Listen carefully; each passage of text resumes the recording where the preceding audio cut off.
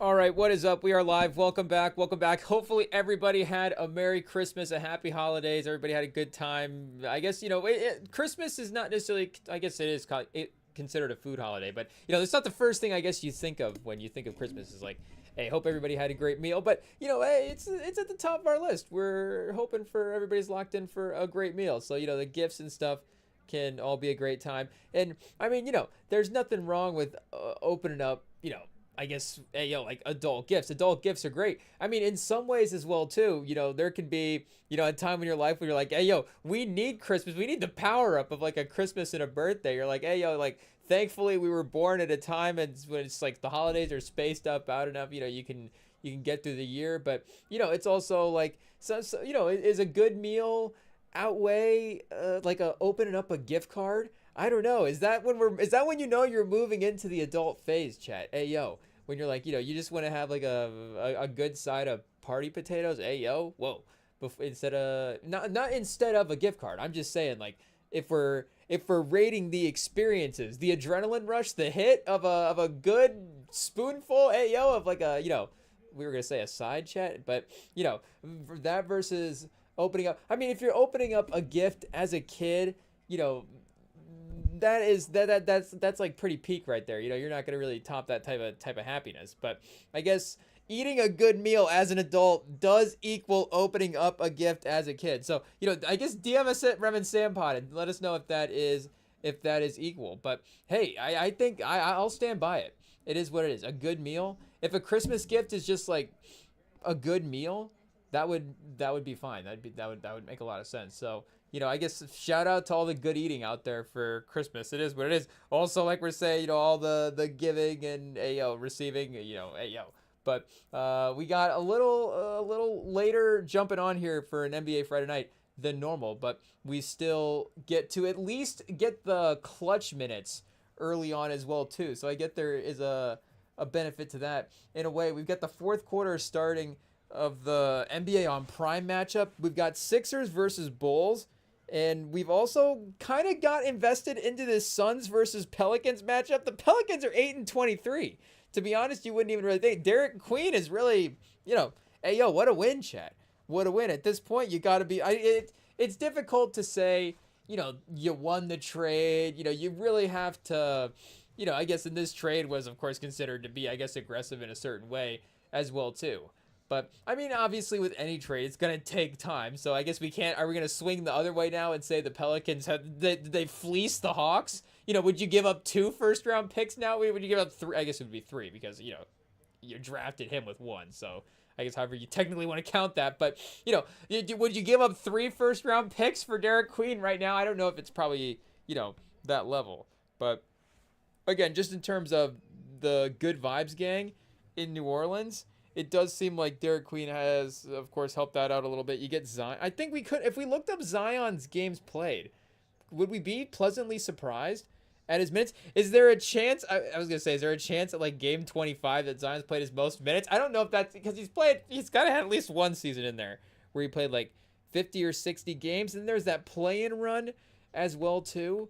So I don't know how many games he played in the season, in the game that in the season that he had to play again. Hey maybe it's a little bit of a problem. But Mark Williams cooking tonight, 14 points through the first half, 7 for 11 from the field, kind of carrying the Phoenix scoring a little bit. And I guess Zion off the bench tonight. Yeah, I was gonna say he's not playing, but off the bench, 14 minutes, 8 points, getting to the free throw line like crazy. But I guess nothing too special from the field. Maybe his best start for a season. We could give him that as well too. It is only fair to judge him by, again, where we're at for this point in the season. About the 25-ish game mark. And he's played 15 games. So wait, how many has New Orleans played? 15 out of how many? Oh, that might not be great. But I guess he did play 30 last year. So he's already played half of his games played in the amount of games played. Is that mathing, chat? I don't know. In 30 games he's played half the amount of games that he played last year. I don't know, but regardless, that does seem, if he played half the games last year, it would have been 10 more games. I guess 40 games played, a little bit more. The percentage is a little bit higher, but I guess maybe kind of right on par because he's 28 minutes a game as well too. He's in that same range, and he did start all 30. He started, I guess to his credit, before this season, before maybe the last couple of games, he started 24 of 24 games as a rookie, 61 of 61, 29 of 29, 70 of 70, 30 of 30. So he's always started. He's definitely always been in the starting lineup when he's played.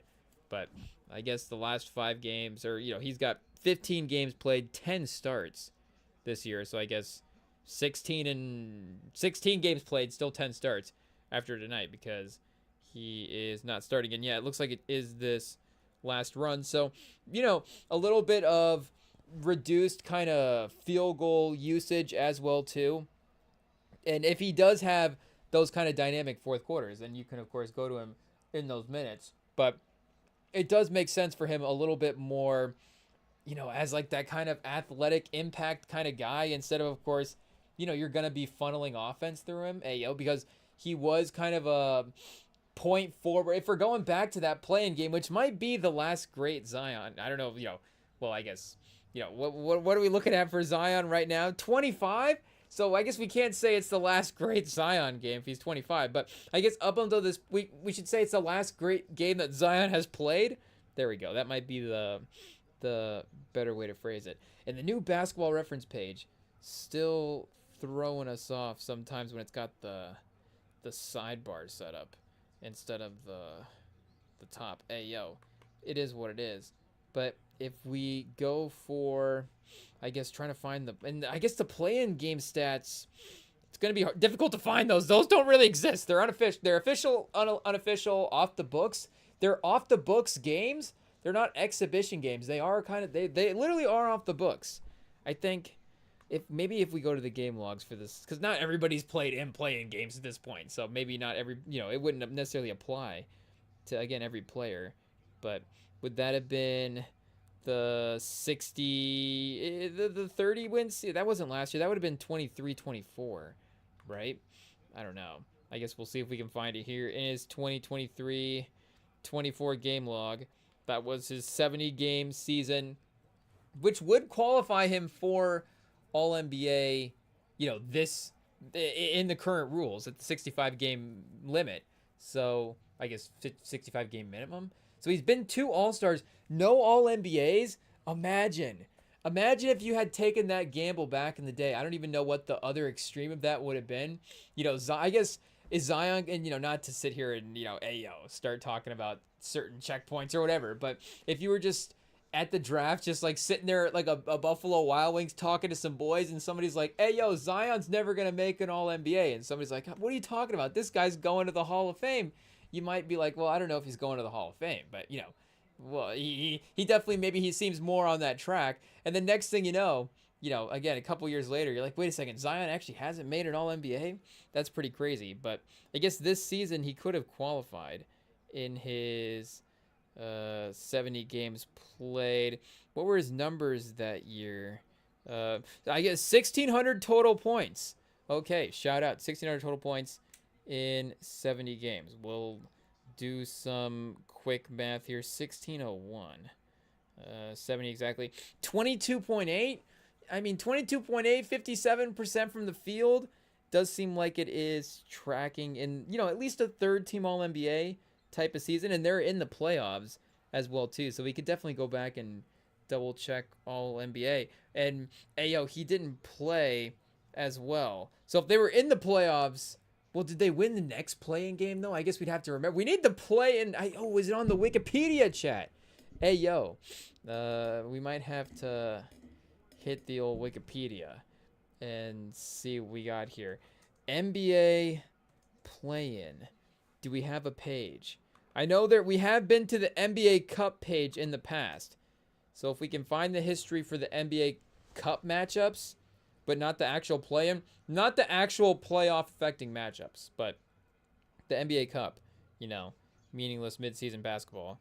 If we could find that, we should be able to find stuff that actually matters. It is what it is. But, of course, he was basically going to win them that game as well, too. Like, I almost want to go back and watch highlights for that game. It was, especially, again, we say considering the stage, because afterwards, well, too, you get moments where, like, Pat Bev is like up on the scorers table cheering like they just won the finals, and that's a little bit funny as well, too. But considering that we were tracking toward playoff basketball, considering the environment was, objectively more intense than a regular regular season game, it was still a level up from that, and he was kind of the best player on the court. Again, it was a Zion. I guess if it was a Zion game, it was a Zion game. If we go back, remember correctly, I think, LeBron was, I'm assuming he had good stats in that game. Was maybe Davis wasn't in that one. Ayo, speaking of health as well too. Ayo, I don't know if Davis needs to take be catching strays here. Trey Murphy, transition dunk. New Orleans trying to cut into the lead a little bit. Oh, okay, shout out. We do have an NBA page. The internet, though, I guess we can't blame the internet. It's the computer. It is what it is. It is not clutch. Definitely has trouble. I mean, it could be the fact that we're like firing on all cylinders here. Ayo, when we got the live stream going, so maybe we give it a second. Maybe we be patient, but still, it is what it is. The modern day, I guess you have expectations, but results. Oh, what is this page? This is like some weird grid. I guess we don't have the background thing operational, but hey, yo, chat, IT disaster. It is what it is.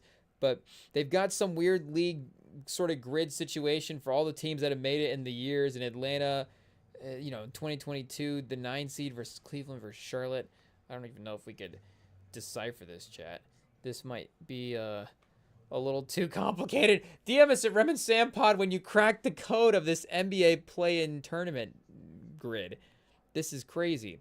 The West is 13-13, and the East is 12-12, and the total is 25-25. Is that just how it would go? If you just had all the teams, if you have all the records combined from all the teams, it would end up being 500. Am I crazy? I don't know. So I don't know if that's necessary or not, but yeah, who knows? Maybe IT will be able to dig up the stats at some point. But yeah, I guess, Zion off the bench, 6-man Zion is not necessarily a bad lane to be in as well too for your career. To be a impact guy for a title could be crazy, and just because you're off the bench, again, we all know that doesn't necessarily limit you to that in terms of the course of the game. Of course, Zion can still be an impact guy at the end of the games. Of course, one of our favorite players of all time, Ginobili, is iconic for being off the bench. So I don't know. Zion, chat, we all thought he was going to be the next Ginobili. We all said that in the draft as well too. No, I guess Ginobili made like 2 all, he made the Hall of Fame and on like 2 all NBAs. I guess going to is. Do we have to double? I can't believe we don't. Manu's in. Yeah, they inducted him into the Hall of Fame. There's no way they have. We don't even have to look it up, chat. Hey, yo, I mean, he's definitely a Hall of Famer if he's not officially in the Hall at this point. But regardless, I guess in some ways you can skirt around some of the accolades. So I don't know. Does Zion's college, does Zion just dunking on a bunch of middle schoolers in high school in some whatever those AAU highlights are? Do those get Zion in the Hall of Fame? I don't know. It is the Basketball Hall of Fame. So there is a little bit of leeway there. Was Zion so dominant in high school that it's just like he has to be a Hall of Famer? Because I think that the NFL Hall of Fame is the Pro Football Hall of Fame. So, could Marcus Dupree make the Football Hall of Fame? It was just the Football Hall of Fame.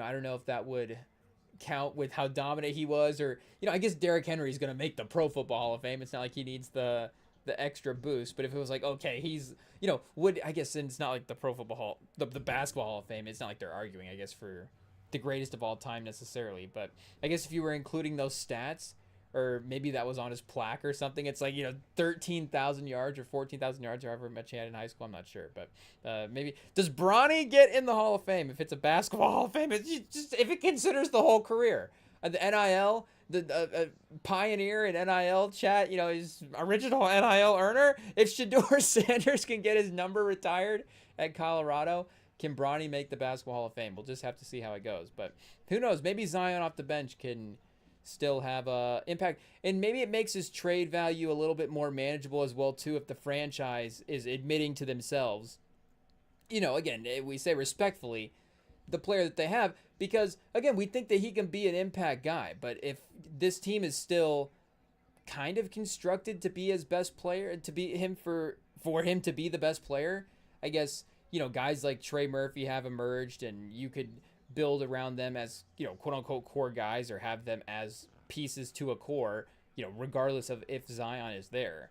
But there has been that, again, I guess we're saying the franchise, but I even still think as a basketball community, there has been a hesitancy to, like, you can't just, like, sell low on Zion as a basketball talent. Like, ultimately, it's too crazy what the potential is for him as a player. And I think even, again, still as a six man or whatever, like, that's still a really valuable asset if he is, honing his skills for whatever his athleticism, combo for whatever that is at this point.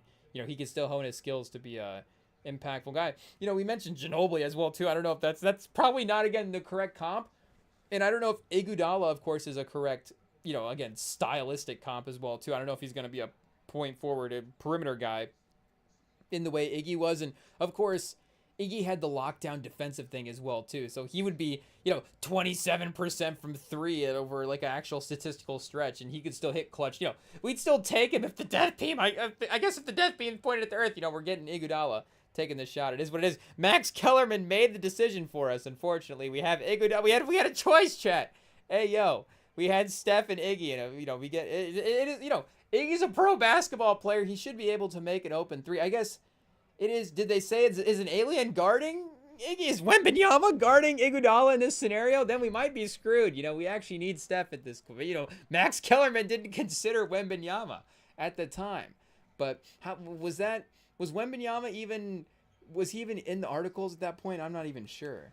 But if the death beam is pointed, if it's just the death beam, then maybe it's better chance if you can just line up and hit an open three, just like a bright light. I don't know. Maybe that's I guess the bright lights is just the scenario. It is what it is. Hey yo, chat, we got to go to break quickly here, real quick. Hey yo, we're good at English, but we got to take a call. Hey yo, a little surprised. You might want to stay tuned for this, chat. I guess if we were a little more, I guess like we said, a little technically sophisticated, we could just take a call. But we got to go to break and take a call. We'll be right back. Stay tuned. It's gonna get exciting.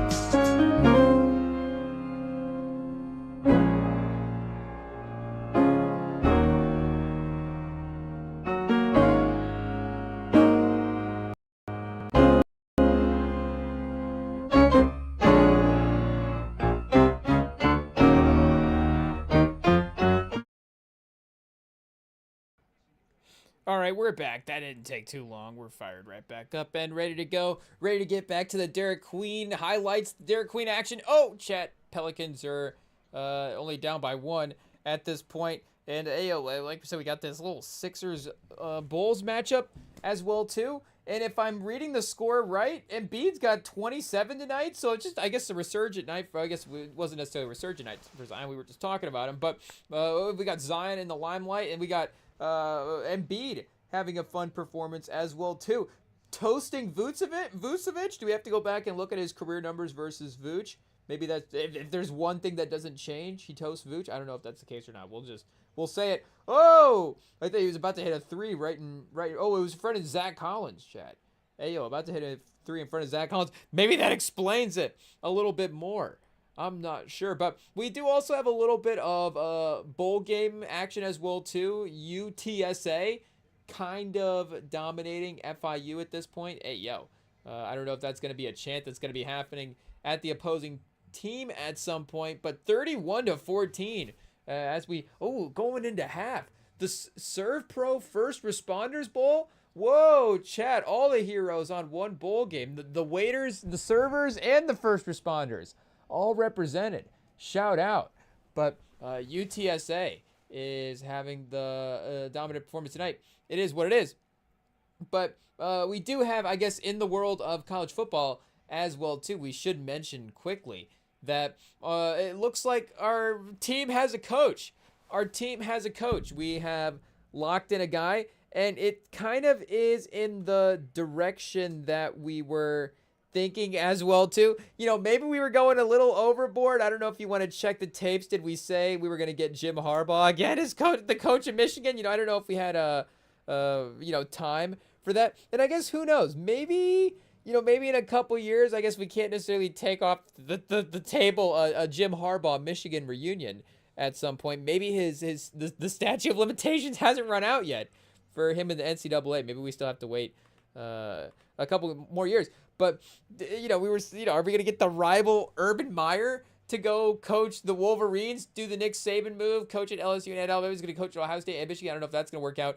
Speaking of the Nick Saban move, maybe we just get Nick Saban to go coach Michigan. I'm not sure. And we were also definitely, if we had to, not even saying if we had to, but if the announcement was made that Biff Poggi, shout out Coach Poggi, Coach Biff, if he was going to be the head coach, sort of interim coach for a year, or if he was going to be the guy to sort of be the bridge between us and be the bridge between the Harbaugh era and the next quote unquote long-term solution, I think that would have been a good, we'll even say 1-year solution as well too. Who knows what the timeline would have been there, but I think that would have been a good short-term solution as well.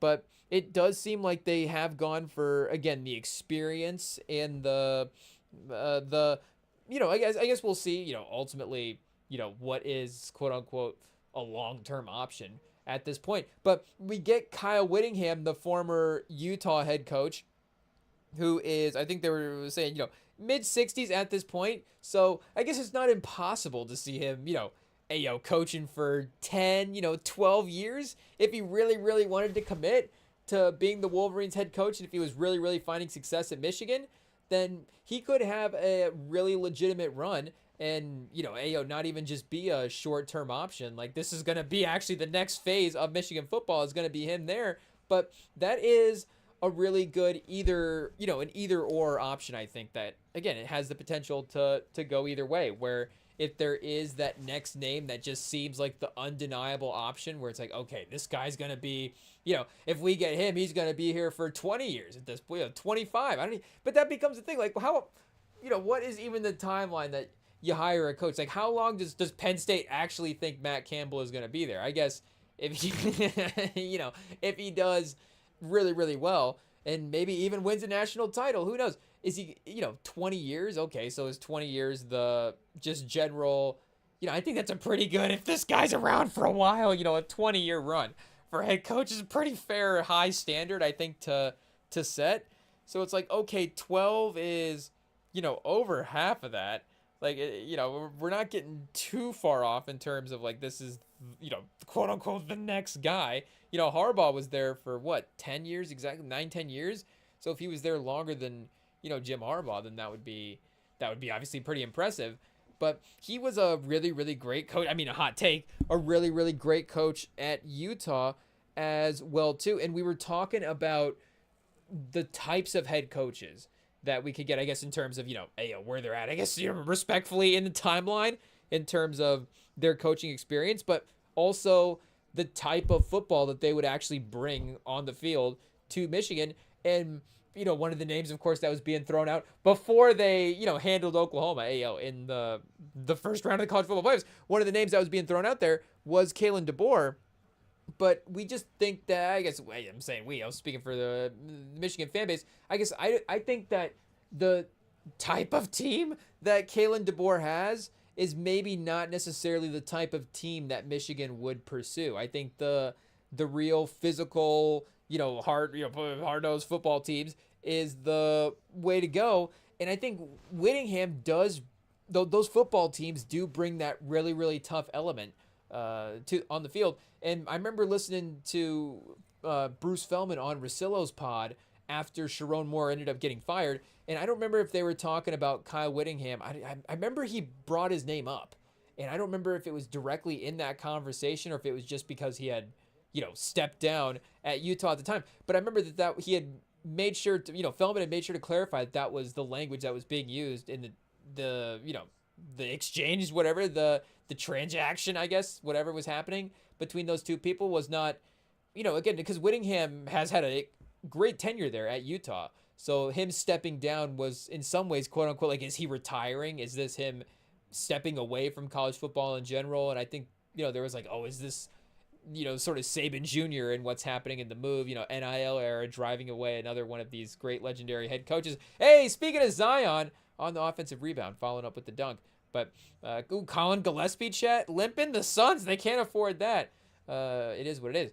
But Feldman made sure to be like, no, he's actually just, stepping down from the University of Utah. So I guess there was like a roundabout way. He probably could have gone from Michigan to Utah anyways, but maybe, who knows what the school would have allowed at that point if he's just like, hey, you know what, I'll just step in. Hey, I'm spending time with my family. I didn't tell you it was only going to be like 4 weeks, but, I'm going to spend some time. A good quality, 3 to 4 weeks. We get through the holiday season, December 26th. We're not even in the new year. We could have waited till the new year. Michigan hasn't even played a bowl game. He might even show up and coach the bowl game. I don't know. It's going to be like when the new coach coaches the summer league team. I'm not sure. But he's ready to get back to I guess he wasn't even ready to leave. He was not ready to leave coaching. If you're taking a job on December 26th, you were not ready to leave. It is what it is.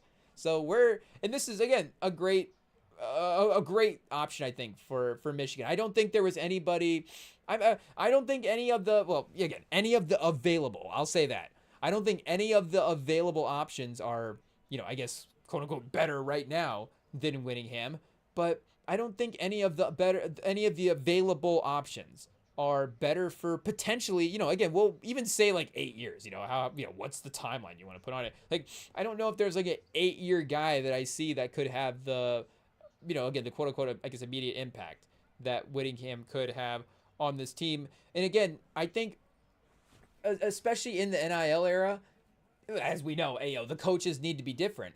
But if I just think like back in the day, what Whittingham would have needed to be as a recruiter, and I don't even really know how he, what the history of Utah is as a recruiting, how he has done in terms of what the expectation of them, recruiting would be as well too. But if that would be a question for him in that organization, it's like, okay, is he going to be, able to continue, as you would say, continue to draw the talent there? But with the packages that these, with the NIL offerings that these schools are able to bring to these players, I mean, Whittingham, I think, is going to, obviously there's a whole nother thing that has to be managed now, and maybe the general managers manage that more so than the head coaches. But anyways, like, the head coaches have to focus on it as well too. But there is, I think, going to be an ease for him, again, in recruiting, and maybe that's why he's taken, hoping to pursue this type of move as well too. It's, again, when it happened, it's like, is this the next Saban move? but it's almost the opposite of what Saban did. Now, Saban couldn't have necessarily have gone anywhere to get, a better situation just in general, NIL or otherwise. Bama's going to find a way, though. If it's Bama football, I think the Bama football is generating its own NIL money at this point. I think they can afford their guys. And if it's recruiting and Saban's still there, we know that formula is totally fine as well, too, for them being a competitive team. But Whittingham's like, hey, if it's going to be an NIL era, like, I want to be able to compete. I got to be able to hang with some of these teams. Because I think he was almost getting close there for a second as well, too, in terms of breaking into the mix. And especially and I don't know if a 12-team playoff, only can happen in a NIL era when the talent dispersal is what it is.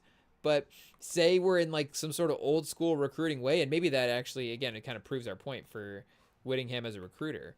But if it's a little bit more, in that style of team building, and he is and he's competing in that, maybe in a 12-team playoff, his teams are actually getting pretty close there. But I guess he was 8-5 in 2023 and 5-7 in 24, but 10-2 this last year. So I'm sure, quarterback play is dependent there a little bit. And 11-3 in 2019, 10-4 in 2021, 10-4 in 2022, 3-2 in 2020. But 5 games, shortened season. I guess they didn't really have a chance to get going that year. Co-coach with Urban Meyer, for the Fiesta Bowl in 2004.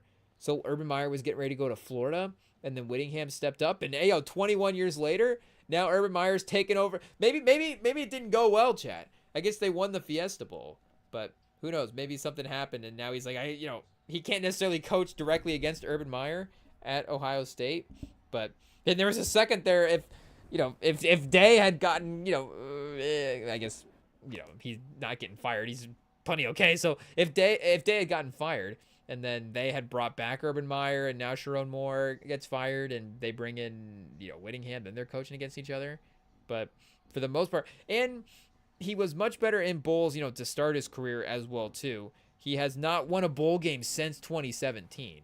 So again, maybe that is just how capped out his rosters were at some point as well, too, because he's definitely in a little bit more of competitive games. But I guess 31-20 versus Northwestern in 2018, not a great start. Clayton Thornton, though, Northwestern quarterback, he's not bad for sure. The San Diego County Credit Union Bowl, shout out the Holiday Bowl, a classic bowl game.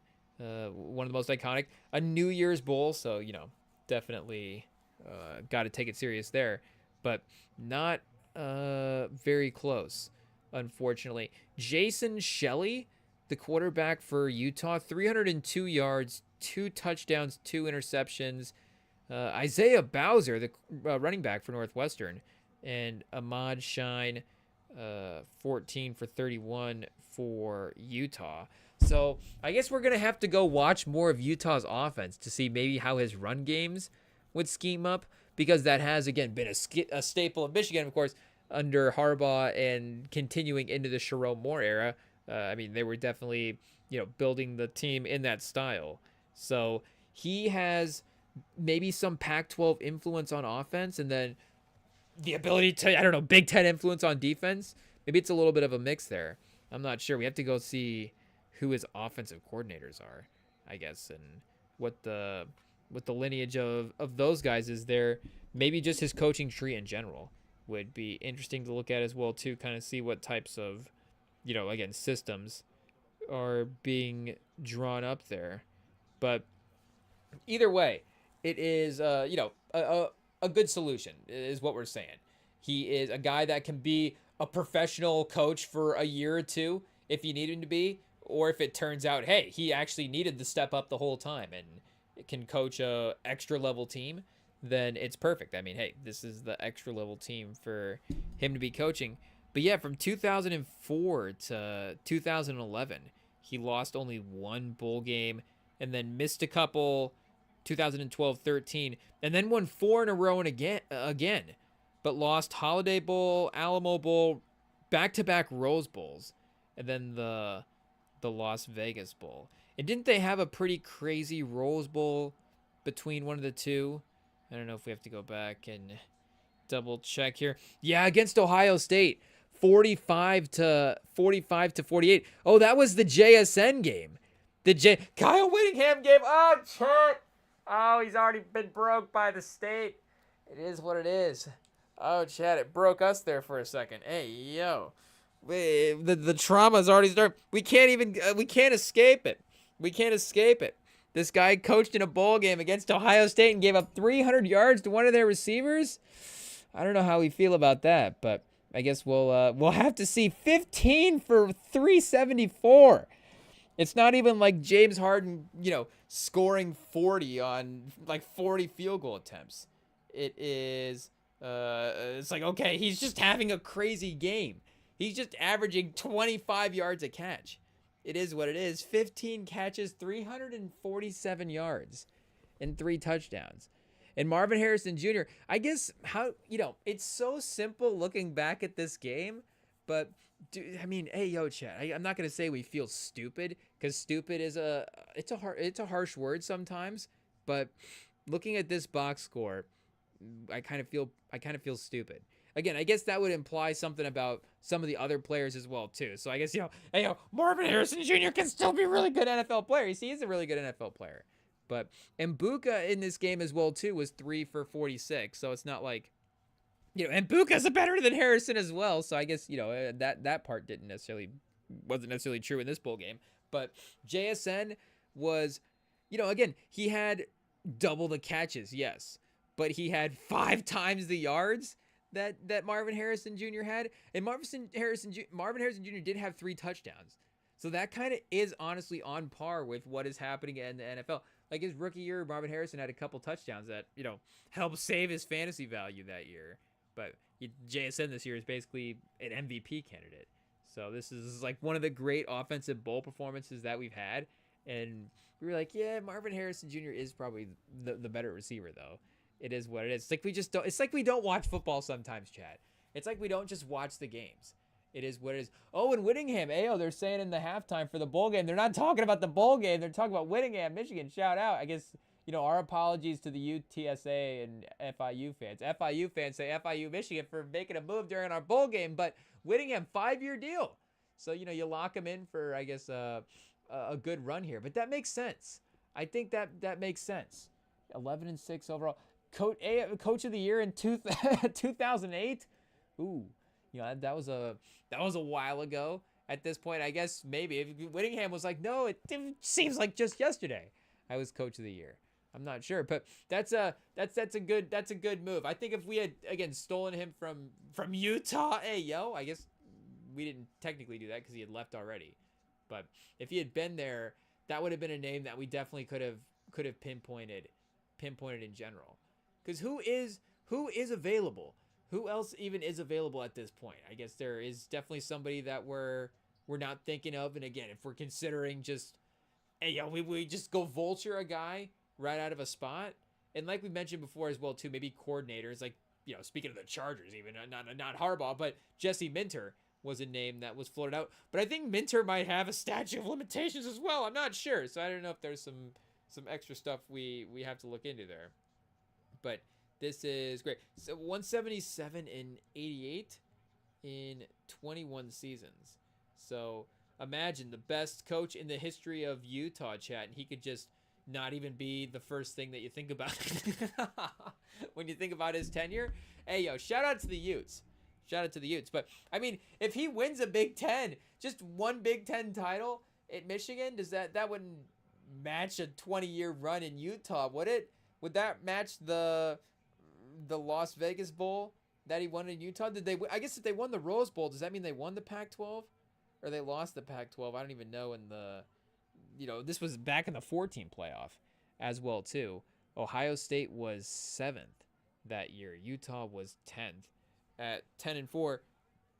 Cam Rising, not bad, though, that year for him. So if Bryce Underwood can play like Cam Rising, I don't know. I don't know if that's the expectations we would have, set for him when he entered into college.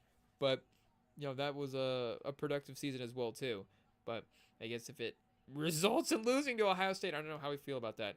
Stroud 573, 6 touchdowns, 1 interception. I guess we'll see how much of the Michigan staff he's retaining. The defensive coordinators. I guess who left? I think we might have had some coordinators leave as well too. But shout out, hey, welcome in, Coach. Welcome to the team, Coach. It's good to have you join the squad. So we're excited to see what happens this year. What levels can he take? And I guess, like we said, we're talking about the run game. After this year, about talking about what potential Bryce Underwood has. Maybe he's a guy that could unlock that as well too, or at least at least give him the opportunity to unlock it anyways and see what is going on there. But yeah, we will. I think that was, and because of again the scenario as well too. I don't know if there's a ton of other big head coaching decisions to be made in college, but seems like a very a good resolution to be reached there by the Wolverines for sure. So we got back to the Pelicans. Pelicans up 5 as we are locked in, and I guess we missed the Heat Hawks game earlier. A little Norm Powell versus Jalen Johnson showdown. Unfortunately, but our guy Norm Powell still performed well. Speaking of third team All-NBA, it is what it is. At some point, you're just good. I guess you hit the All-Star break. It does seem to be a reset for some guys, and I guess Norm Powell could have he could have a last 20 games where it does seem like, okay, maybe we don't have to put him on third team All-NBA all of a sudden. But maybe Miami's record, of course, would help determine that. But at one point, are you just not one of the best, one of the better scorers, I guess, in the league as well too? If you're just constantly putting up 25 a game pretty efficiently over the course of a season, at least, again, it's like the sort of 1 year All-NBA with, of course, legacy tiebreakers from time to time. But he is definitely getting his name in the mix. Chat. We said we had to take a call. I think our caller might be here. Let's see what we can do real quick. We'll be right back.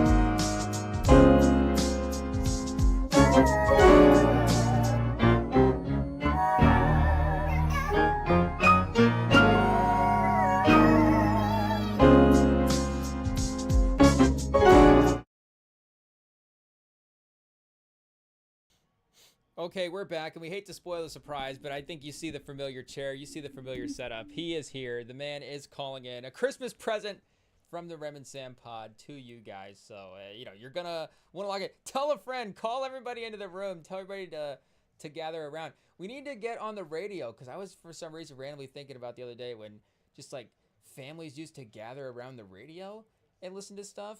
And, there'd always be a part where it's just like nobody. It always was in the radio show like a guy and a dog. I don't know why dogs were such a central theme of radio shows back in the day, but it must have been good for the sound. It's like an extra sound effect that you can have in there. Maybe it's honestly probably an easy cast. It's an easy casting choice. You just get a couple of stock barking sounds. You probably have to cast a real dog, though, and it honestly probably ends up becoming more expensive than, handlers and stuff. You probably end up paying more than a real casting person. And then you probably end up paying a casting person less to do sound effects at the end of the day, is what it is. But it's like some guy and a dog, and then, the kids get loud and dad yells at him, can't hear his radio program. It's like, the versions of that today, I don't want to say they make sense, because, again, we, we're living those environments of, people, I guess in the holiday season right now, trying to watch some basketball, people running around, you're like, hey, quiet down over here. I guess for me personally, maybe it's lucky that we can watch on mute, but just the idea of the turn it down, the turn it down yelling, and why people were doing that back in the radio day was pretty funny. But hey, welcome back. Our guy Sam is here. We were talking about Christmas lights before this, and we were saying Christmas lights are dying. Are you saying that, if you got a house setup situation, that you're not a decorator go all out situation for that? No, you gotta look. I'll say it's not even so much the Christmas lights for that event. And I think people are just gotten so much money to invest in their own lights at their home and stuff. There's a whole show called, I think it's called, what is it called? It's called Hoarding for the Holidays. And it's just people who literally go dumpster diving to put stuff in front of their house. So I think it's so easy to find lights for free. And it's just, there's no reason for anyone to go pay for that, to go watch some lights, $50 a person. And then on top of that, there was fair and stuff. So this was from a personal experience. We went to go see Cal Expo, the biggest light show in California. And then, yeah, with the rides, too, it was an extra $30. And then it was raining. So I was like, what were we even doing? So it was a yikes. It was a yikes of a night. There was definitely some fun times had for sure. And saw the lights, good times, good foods with the lady. But it was not, I definitely wouldn't go again. And I don't know why anyone would pay for that. So would you decorate for other holidays? Would you do Halloween inflatables and things like that? Would you get into that? Would you get into that? No, because I'm employed. I mean, I'd say most people who can't have time to that, that's, it tends to be older, retired people who, don't have as much, you have a lot of time on their hands and want to make their place look nice, which is great. Unfortunately, I don't have that kind of time, so I definitely wouldn't. I don't know. Was that a family? I know. Is that a family tradition y'all have? Any other holidays or even Christmas? It's something that we've, our family growing up for Christmas holidays for sure. We definitely decorated the outside of the house a lot, and I think other people, my brother, is a real big Christmas decorator. He loves lights for Christmas. Okay. The man loves putting up lights. It is what it is. I do not share the same passion for decorating. That's funny. I do like you. I do like looking at it. I'm not necessarily. I don't want to be a Scrooge and say that I don't want to throw a little money some way to go see the lights. But like you say, you got to make smart moves in today's economy. It is what it is. But I think I would potentially, if times were good, I guess and I guess I would have to have a house as well too. But that's true. You just decorate. That's a big thing on that. Just on its own. You got to get a house. Can you talk your tenant into decorating the outside of an apartment complex? Could be interesting. Maybe. But, if we ever went the homeowner path, maybe we would pay somebody to do it. But it would have to be that. It would have to be that. I don't think I would ever end up decorating myself. But I can't say. I can't say. You never know. You never know. Yeah. I could just wake up and just be like a middle-aged guy at some point. Just be like, hey, I just want to throw up an inflatable in the yard. I'm not sure. Hey. That's funny. times could change. I can't guarantee anything. But yeah, as of right Yeah, now, no. it's not a passion. But I do enjoy looking at it, and I do think that even here, like I guess out there, because you do Hmm. have this like the summer, what do you call it, excuse of it all, Yeah. then maybe you get away with it. But around here, it does seem like you're right. Christmas lights are dying. So hey yo, I don't know. We don't want to say like bring It's tough. back the holiday lights. But hey, if you throw them up for Halloween, you could go Halloween, Thanksgiving, Christmas, New Year's. Just go four in a row. That's true. Maybe stretch it to February. I don't know. Could you get Just five keep them on. Keep them holidays up out of there. it? I'm not sure. I'm not sure. But hey, yo, speaking of holidays, speaking of Christmas, give us an update. How Of was course. everything?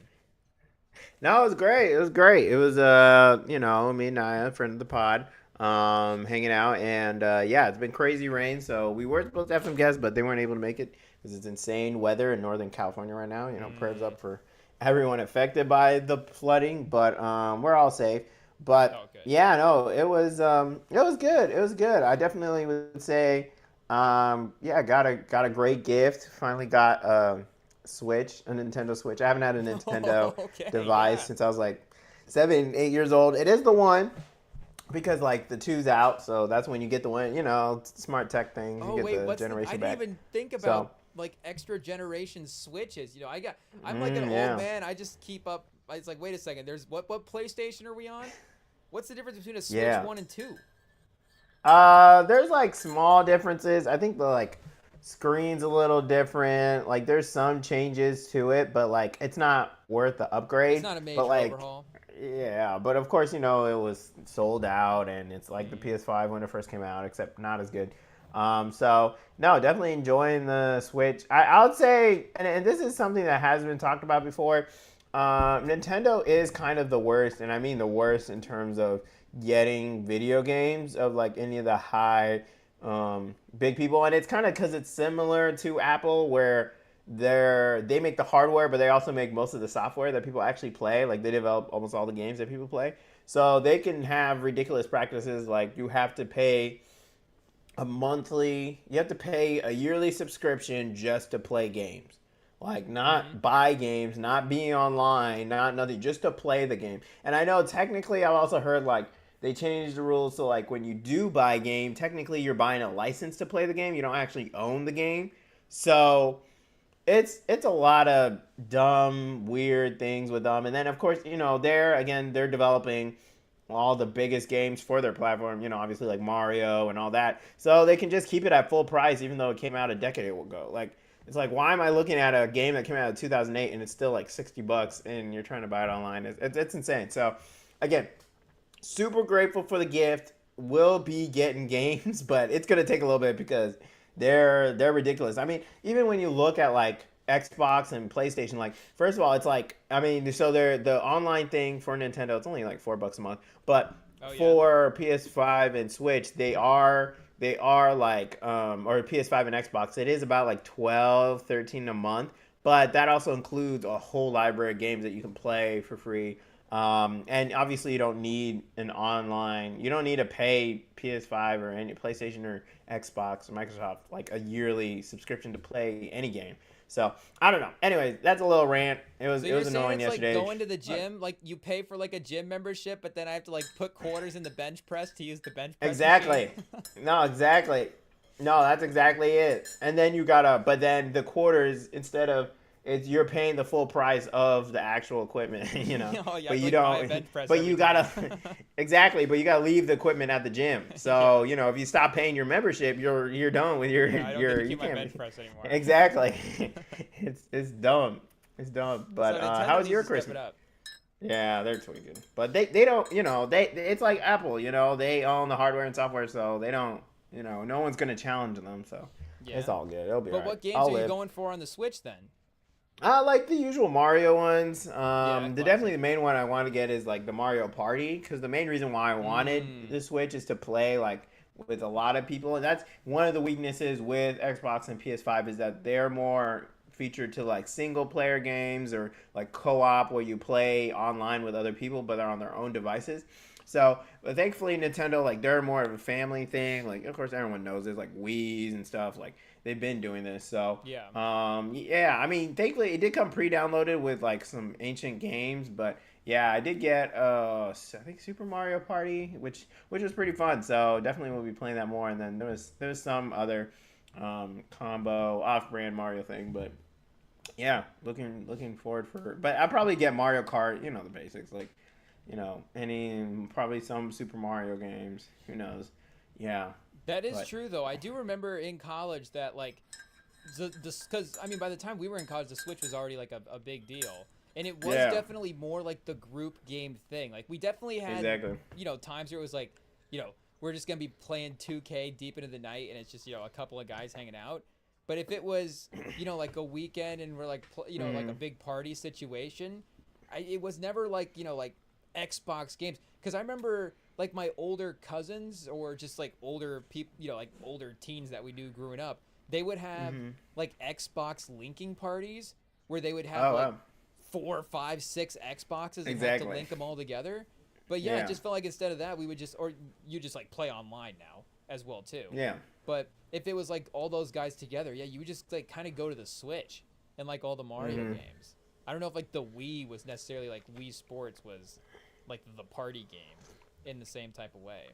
I But yeah, the mean, it Switch. was a big party one, but it's easy because the Switch is really mobile to do, Yeah. because it has the stance, so you just pull off the controls, and if you carry a couple more with you, which are really lightweight, you're golden. So, I mean, obviously the point of it is like moving it around and taking it. I've definitely seen people at like parties, like, the ads don't lie. I've definitely seen like people have it on a table and people are like playing it and stuff. So, yeah, no, it's definitely worth the price. I don't have any regrets. It's just more annoying than anything. Nintendo being scout, being ridiculous. Did you But get to watch any of the games as well? of course, of course, that's why I had to come on after last night's game. I will say, I mean, obviously, people who listen to us, you're real NBA fans. The Spurs beat the OKC last night. I will say this is not. There is a team. This has happened before. Is the long and short way I'm saying it. When you look at the Warriors in their prime, that year they actually won the most games. The number one team they could never beat was the Milwaukee Bucks. Now they did get lucky because they were in the other conference, but the Milwaukee Bucks were the ones who stopped their run. That 24-2. They every time they would play them, they give them a hard time just because of their size. And I think we're seeing the same thing here, obviously, with OKC, that the size is just getting them literally. I mean, Wemby is literally throwing Chet and their other big men to the ground.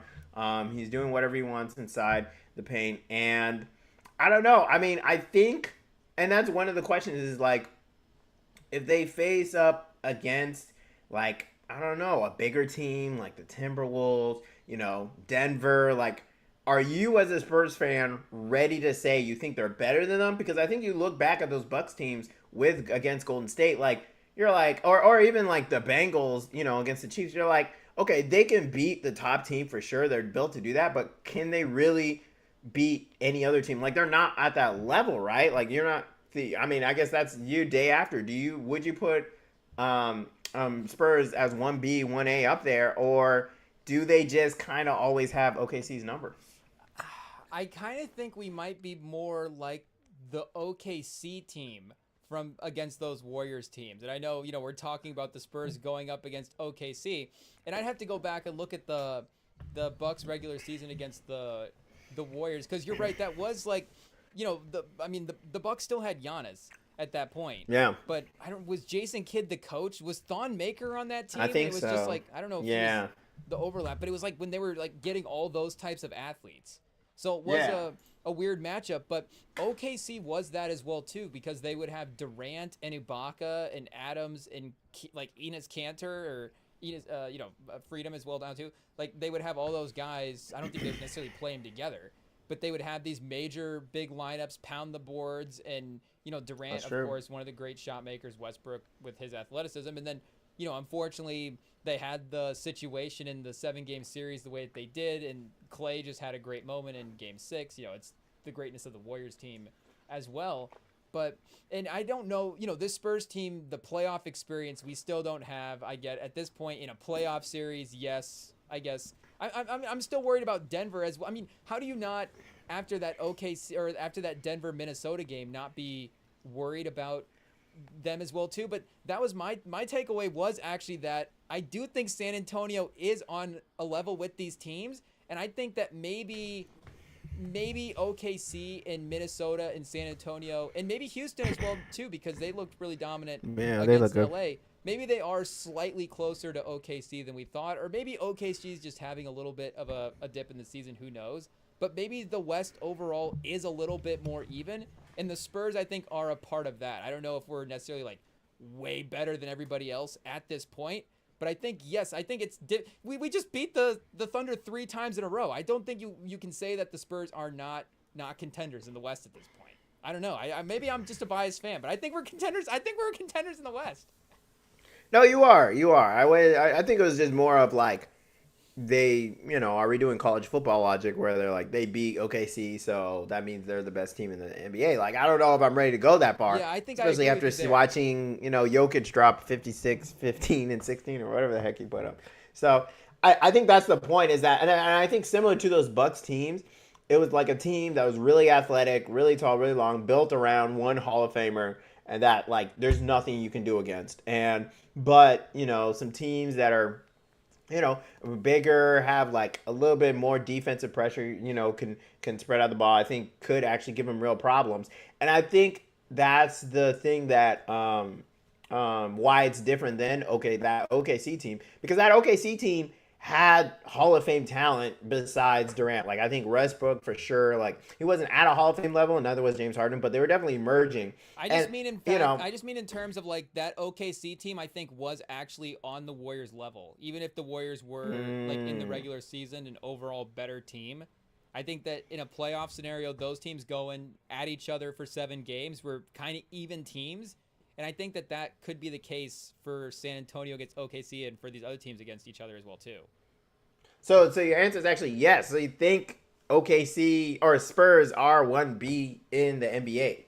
I think is that what you're saying? I think so. Okay, all right. I mean, I don't know. We'll see, man. We'll see. I don't, Vassell and Castle, and they get up for that OKC game, but so do you think? Do you think that that's what Vassell? Do you think that where they are at is like where do you think they are at as players right now in their grand scheme? Because I know that you believe Castle can be a really, really good basketball player. Yeah, so been on his block. Do you think that right now he can be, again, to say, can he put all the stats together this year to be on 3rd team All NBA and get that kind of individual achievement is maybe a little bit rich. But how do you think, again, like defensively, he can match up against these guys? Like you're saying, he's getting up from a shot-making standpoint. It is just because those guys he's in year 2 and Harper's a rookie that they're just I forgot about Dylan Harper, not gonna lie. I was like, oh my gosh.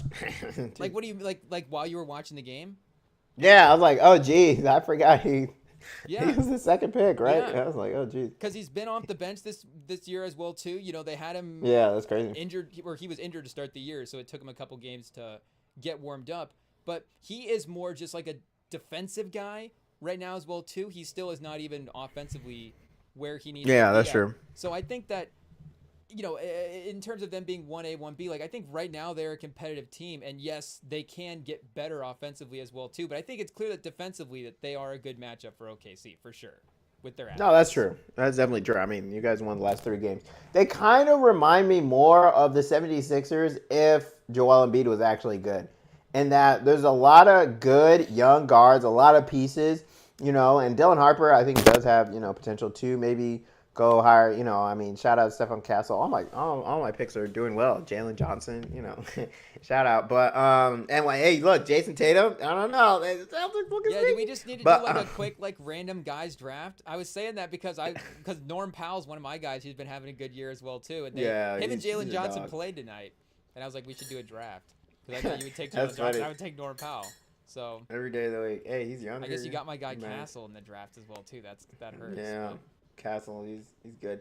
But I think it's similar to that where it's almost like there are almost too many guys on that team, and it's similar to the 76ers where you're like, you got Quentin Grimes, you got Tyrese Maxey, you got Jaden McCain, Jaron McCain. You got some other young pieces, and like, how are all these going to fit?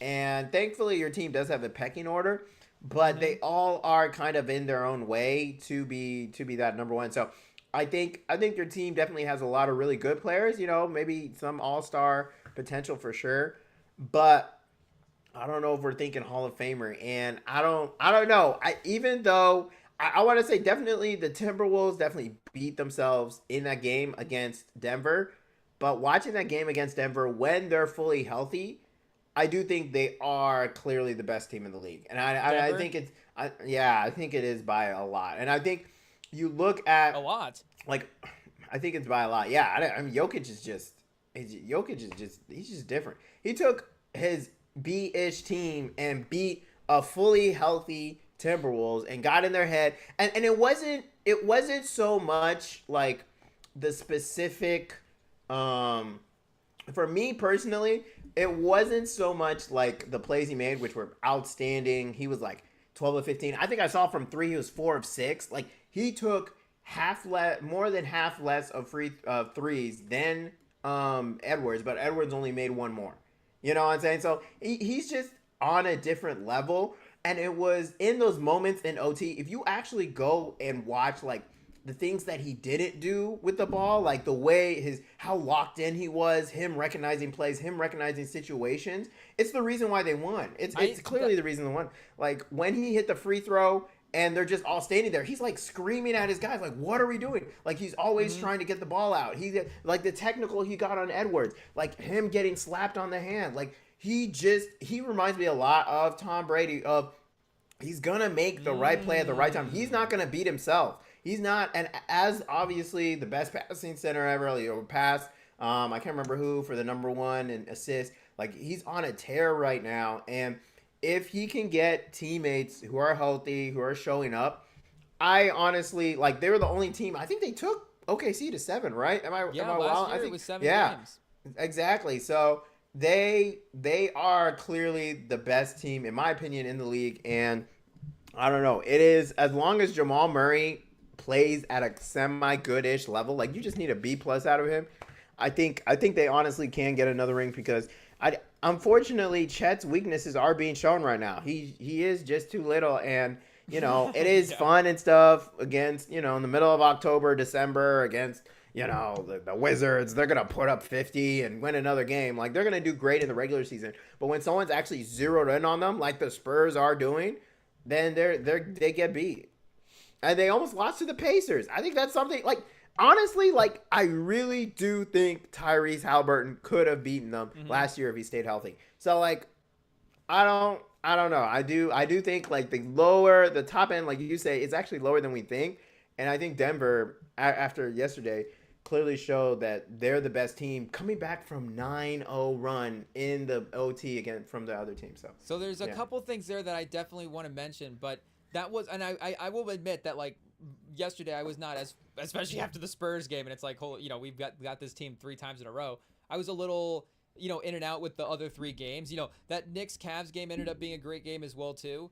Yeah. But the other 3, I mean, and then like we said, game of the night ended up actually being the last game. But I did have that Denver Minnesota game on in the background a little bit, and I will admit, like every time I looked up, like Jokic was playing just with an out of his mind level of effort. And I was going to go back and I was honestly going to throw the game on tonight while we were on and just watch it. Cause I was like, I wanted to double check like how intense, it's worth it. Like how was he actually, like the level of play that he was actually bringing to the court that night did seem good. Like I looked up at one point and I just saw him running like a transition. Like I think he passed out to Jamal Murray. I don't even remember if Murray made it, but I was like, he is like locked in, pointing people out, like just pushing the effort as crazy as I've ever seen him. And I don't know if he was like taking the Wemby thing for like, I don't know, maybe just the Minnesota matchup personally as well too. Yeah, I mean they were talking smack. You saw him. Like Ant was doing the most, which is his game, but it's similar to Draymond. There's the highs and then there's gonna be the lows. You're gonna get in your own head, and then they literally beat themselves. There's no question about it. They Timberwolves could have definitely won that game if they had chilled out, and they literally beat themselves. But the OKC thing is something that I have been wanting to ask you about, and it is something to look at just in terms of their competitiveness. Because again, I can definitely at some point agree with you that Denver could be the best team, and it would be because again Jokic of his level of being the best player. And of course, again, they have up the supporting cast, and especially if Murray is even able to unlock another level of play as well too. But the OKC thing has been discussed this year, and I think very respectfully, as well as, again, a great team. And I'm not saying it's not. Like, Jalen Williams is obviously a great supporting cast guy, Chet, we know this. But I think that the way that Shea has, quote-unquote, been carrying them, I don't want to say it's been underrated, because, again, he's been the MVP and been, quote-unquote, the second best player in the league now the last 2 years. But I do think that, and, I maybe am being a little ignorant throwing out MJ as a comparison, but I think as a guard playing as an efficient guy, carrying his team in a playoffs as like a primary scorer, like I think that is the model, and I think he's more, the team is more that of Shea being a great guard leading the team, and again, like Pippen was obviously a great player, and Rodman and all these guys were great players around MJ, but Scottie Pippen and Michael Jordan is not the same 1-2 level as like Magic Johnson and Kareem or something like that. And I don't know if I think Shea is a little bit more in line of a guy having that level of performance than it is, again, like a great Thunder roster and everybody is going insane. I remember listening to Simmons a couple weeks ago, and he said that if Shea was out, if Shea was missing time, if Shea was out for the season, would that team still be favored in the West? And I was like, I get it's still a really good team and really competitive, and maybe there is a level of playoff success that they could get to. But I think that the way that Shea powers that team is a little underrated, or even like James Harden on those Rockets teams as well too. And I get that he wasn't able to, have some of the efficient performances in some of those high-level playoff games, but I think it's a little bit more that than like the great overall roster as well. So I don't know if, because, I'm not saying that they can't still even achieve like a great regular season record as well too and be a great regular season team. But I think as a playoff team and as just a functioning basketball franchise, I think it is, not even really a hot take, but I think a little under discussed as like Shea as like that really, really great lead guard, kind of bringing that extra level to the team. Well, and it was a tough night for Shea, I will say. He was negative 15 from as his plus minus for the game. 7 of 19 from the floor, 1 of 6 from 3.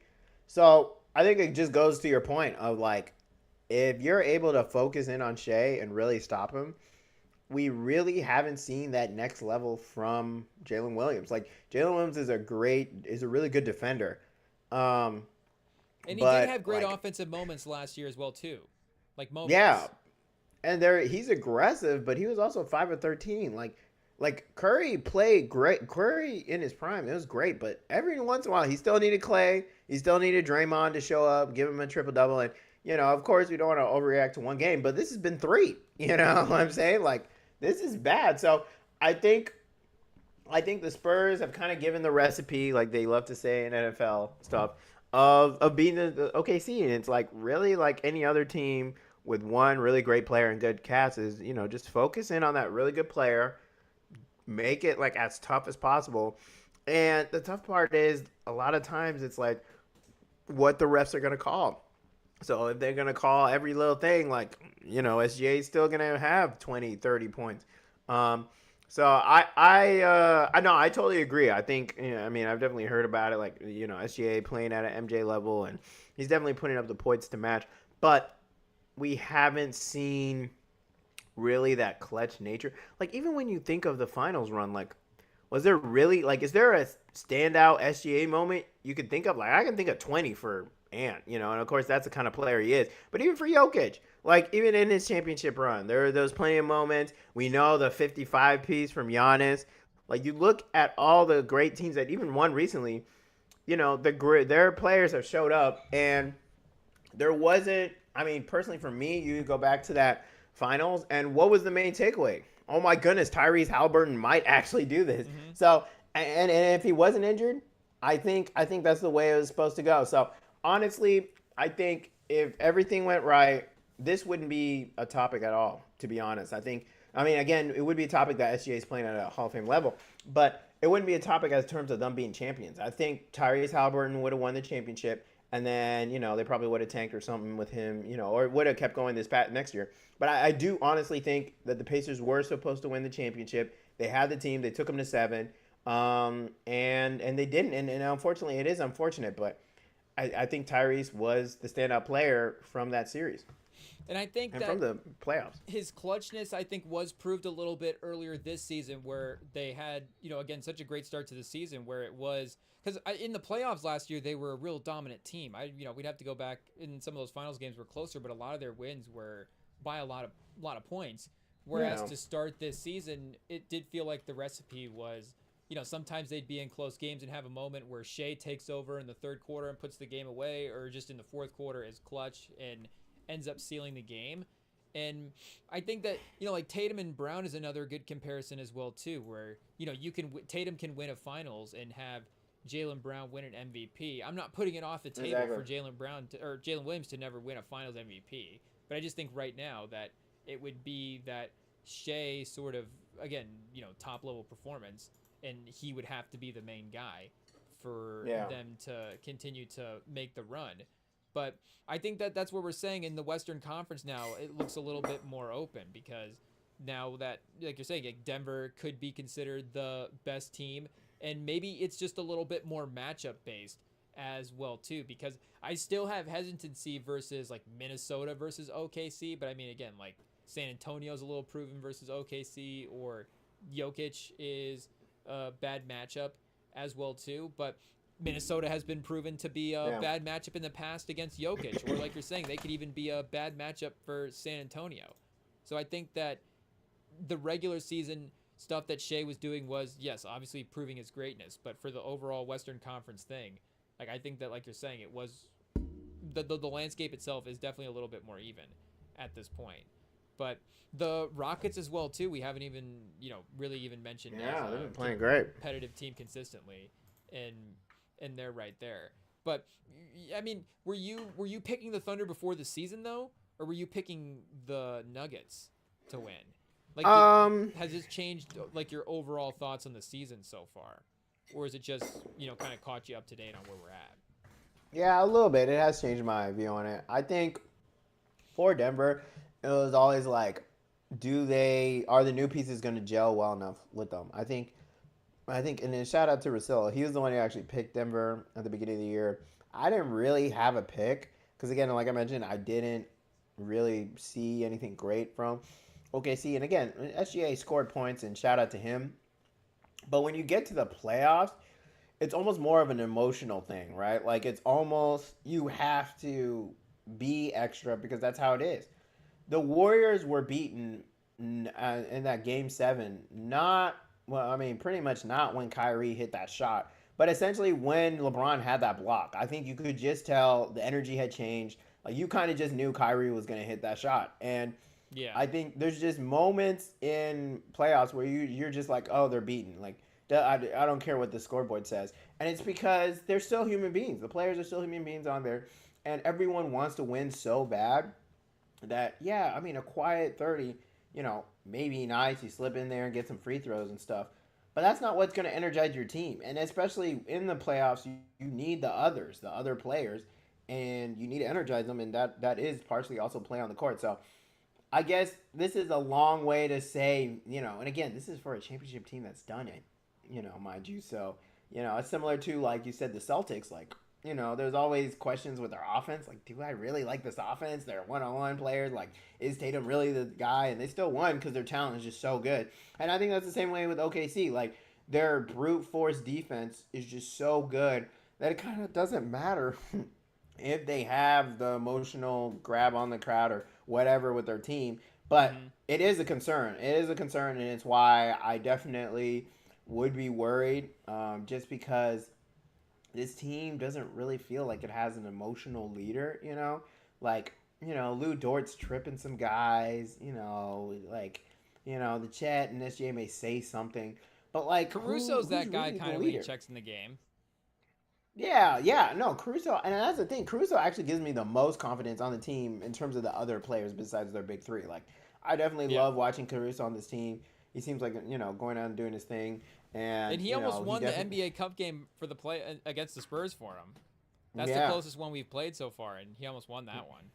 Yeah, so that's it. I mean, because he has that little umph to him, but yeah, I mean, you see teams like, you see players like Wemby, like, and I think that's why Wemby's beaten OKC because he has that mental thing. Like at this point against this game against OKC, like once Fox came on and they took that lead, like there really wasn't any turning back, and it's the And same way you're right. with Like Denver. that was definitely, sorry, I didn't mean to cut you off, but No, no worries. that was definitely the biggest part of the game of watching it. This Christmas one was because the second one was like, okay, we're on, like, you win the neutral court game in the NBA Cup playoffs. Maybe there's a little bit of a more even matchup there, and then maybe there's a home court excuse for us as well too in Yeah. the rematch.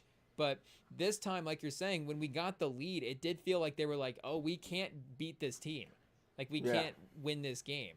And the Spurs were able to close it out. So that's when you're going back to what you're saying about 1A versus 1B, that's the part where, I mean, the talent defensively, like, again, and Wemby, the way he's able to deter Shea and completely change his mindset, like, that stuff is, it is all real as well, too. But it is the mindset, like we're saying, in the games, of the fact that now maybe it seems a little, OKC seems a little defeated. Like, I don't know if Denver, and again, we haven't won 3 games in a row against Denver, but Denver's not, like, defeated against San Antonio at this point in the season, or Minnesota's not matched up against San Antonio thinking, oh man, like we can't get this team, they got us 3 times in a row, how do we do this?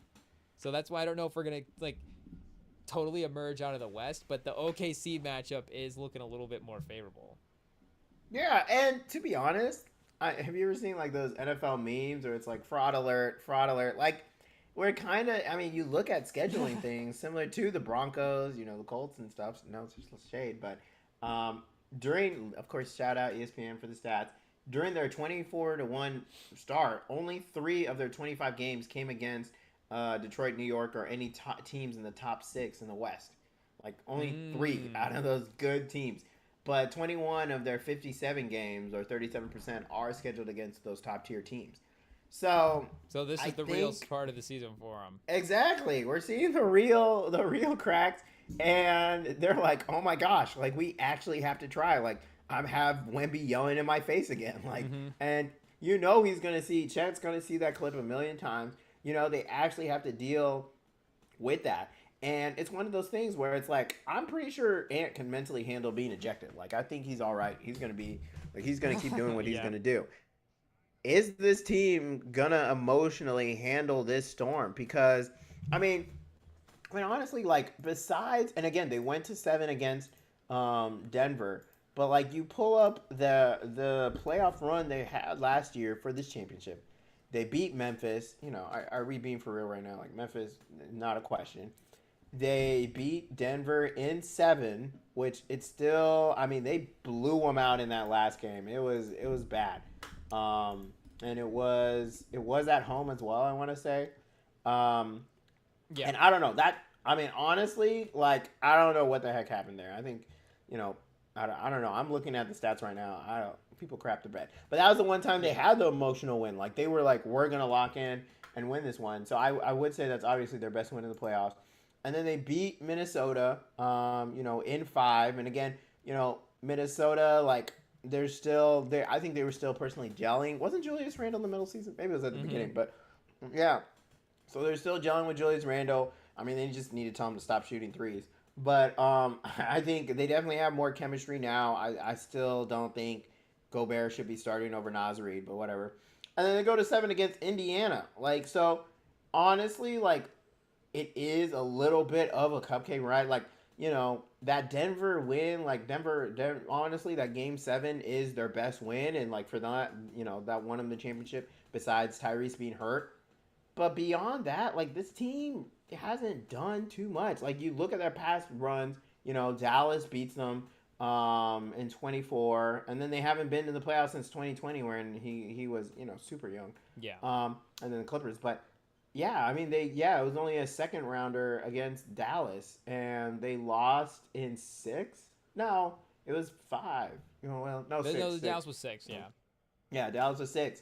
So, again, fraud alert. Like I don't know. I think it is. You look at like the Celtics run; they had to go through the toughest teams, and they had a little bit of hiccups, but I think I think that was in 6. That didn't go to 7 against the Mavs. Like they just straight up like they were clearly the better team, and I don't think OKC was clearly the better team in against Indiana. So Mm-hmm. I don't, and I think I mean how many people are really like thinking I mean obviously Jokic is still the best player in the league and should have won the MVP. So Yeah. you know I think the case can be made that OKC are definitely. I don't think they definitely are on fraud alert. People say Mickey Mouse ring. Maybe this is. I don't know. They definitely earned it, but they're not as good as 24-1. And I think that if Shea does change up the way that he plays against Wemby a little bit, they will be obviously more competitive if he commits to just kind of maybe attacking more. Like you're saying, what they call like maybe he doesn't necessarily get Wemby in foul trouble. Maybe he gets offensive fouls. Like if he's just kind of okay with experimenting with what happened in a game, then I think that they would just again with the flow of the team be a little bit more normal. Because this last game was just, again, Shea completely turning away from everything and then having to rely on all the other guys around him hitting 3-point shots. But it does bring up an interesting kind of pivot point for the season where, again, you could look at this roster and go, yes, this roster is obviously a great roster going forward. We've paid the core. There is a future here. We still believe at our best basketball we can compete against anybody in the league. But we do know that they have all the assets as well too. Yep. So, in the offseason, we thought that Giannis was going to go to the Spurs, and that was going to be the pairing, Giannis versus Wemby. Nah, you can't. Is this the move that Presti has to make to solidify his spot in the West? Does he have to get Giannis? Because they're the team that can overpay, right? Yeah.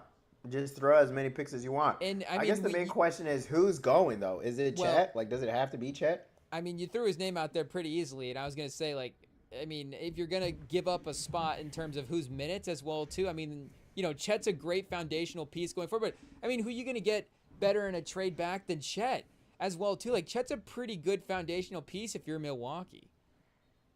Yeah, no, You'd rather have Chet, I definitely agree. Chet than Towns, right? I mean, oh, yeah. OKC can give you way more in a trade as well, too, but just individually as a building block, like, you'd rather start with Chet. Yeah, and I think, I mean, obviously the James Harden thing happened, but I do think Presti does have an allegiance to his hometown guys. I mean, you saw how long they kept Russell Westbrook.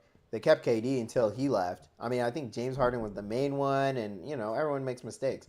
So I think there is a part of Presti that's like, I love these guys and don't want to get rid of them. They want us a championship. Like, what are you talking about? But I don't know. I kind of think he would easily do it.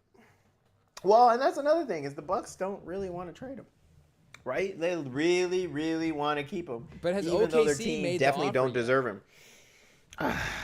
I'm sure someone made a call. I'm sure they made a call. They got too many picks. Everyone's always talking in the league. That's the thing we learned why with would the, you when you just won a finals and you've only lost one game? Why are you trading anybody? And you just paid $1 billion for this core. I guess can they even trade Chet right now? Would be maybe I don't know. Maybe he's on a poison pill contract. I'm on the trade machine right now, so let me see. Who is Chet? Yeah, Giannis got paid though. Giannis did get Giannis paid. has the bag for sure. Yeah. No, yeah, There's gotta be someone on the bench for sure. Giannis yeah, exactly. It should be close. Giannis is at 54, so that's what's Chet at? Well, Chet's at 13 million this year, so that's gonna make it a little bit more difficult. So that's why they had to wait. Yeah, but he's on. I could see something in the summer. Yeah, if it's like a second round exit and the Bucks don't make the playoffs, then that's the team to watch. And I guess if it does go to the summer, then honestly, I mean, I guess we're not trading Castle, and I guess that's the tough part about having untradeable players. Is now Chet's not untradeable, unfortunately for Chet. Yeah, it is tough. It is tough. I will say also, side note, I know everyone in the league, all the players in the West were looking at that Pacers OKC match. I'm like, yeah, we could have totally dunked on these Pacers. Like, there's no way we couldn't have beaten these guys. And I think Wemby's the number one because he was hurt. And I think it was clear he was going to win Defensive Player of the Year. It was clear he was going to have a great year. And I know it burned him up inside to watch OKC go up against the Pacers. And he's like, who the heck is this team? Like, we can beat this team. And I know all the other teams are feeling like that. So that's why it's no surprise once they start playing against real teams like the Spurs, they're losing. And you look at the box score. I've already talked about the negative plus minus, but against the Spurs, there's 3 of the worst 4 plus minuses of the year for SGA are against them. And no brainer. It's already telling us, but it's by a lot. The next closest, so there's the first game, which he had 2, and there's a couple other 2s, and then he had the only one, which was a loss, which is the other one is a 1 against Portland, and then it drops. It's negative 17 and negative 15 for the last 2 games. Like that's really bad. And of course, you don't want to put everything on one stat, but I think that clearly shows that Spurs are in their head. I think, like it shows, they need SGA, like you mentioned, to play well for them to win, or at least decent. Like, he needs to be adding points to the team to win. And that brings the real questions. Like, you see Minnesota really clamp him up, and they lose, like, the big play. Like, they're able to shut him down. And with Ant there, and you look at, of course, Spurs, they're focused on him. And it makes you really ask questions. And the only games they've won in the last 6 was, okay, so it was San Antonio that they lost, and then they beat the Clippers. Duh. And then they lost to Minnesota, and then they beat Memphis. Again, duh, no, I don't think Ja Morant was back. And then they lost to the Spurs twice.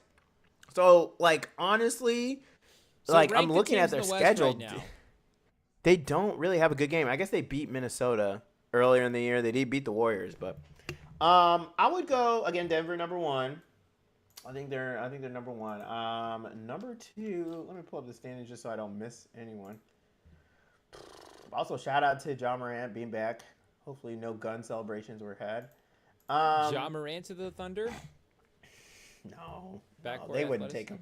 They like the character thing, and that may be something Prestige is afraid of. Is if you're already leaving one team, you're gonna come here, which, I think he just loves the homegrown talent. I go Nuggets 1. I would say I do think the Timberwolves are better than the Spurs at their best. It's close. It's close for sure. But if I really have to bet on something, Ant-Man has done it, and Wemby is played at another level. But there are injury concerns. They're still on minutes restrictions. Like, it literally seems like it's a day by day. I'm sure you've seen it. Like, I'm talking about if he says he feels sore, they're going to put less minutes, all that. So I know Ant's going to be there every single time. I don't know about Wemby. So I would put Wemby in Spurs 3. Okay, I was going to say, if you put the Rockets over the Spurs, you're just trying to annoy me. No, I'm not trying to clickbait. So yeah, I'd put Nuggets 1, Timberwolves 2, Spurs 3. I would put the Rockets above the Lakers. Rockets 4, and then I'd probably put Lakers 5. And who am I missing here?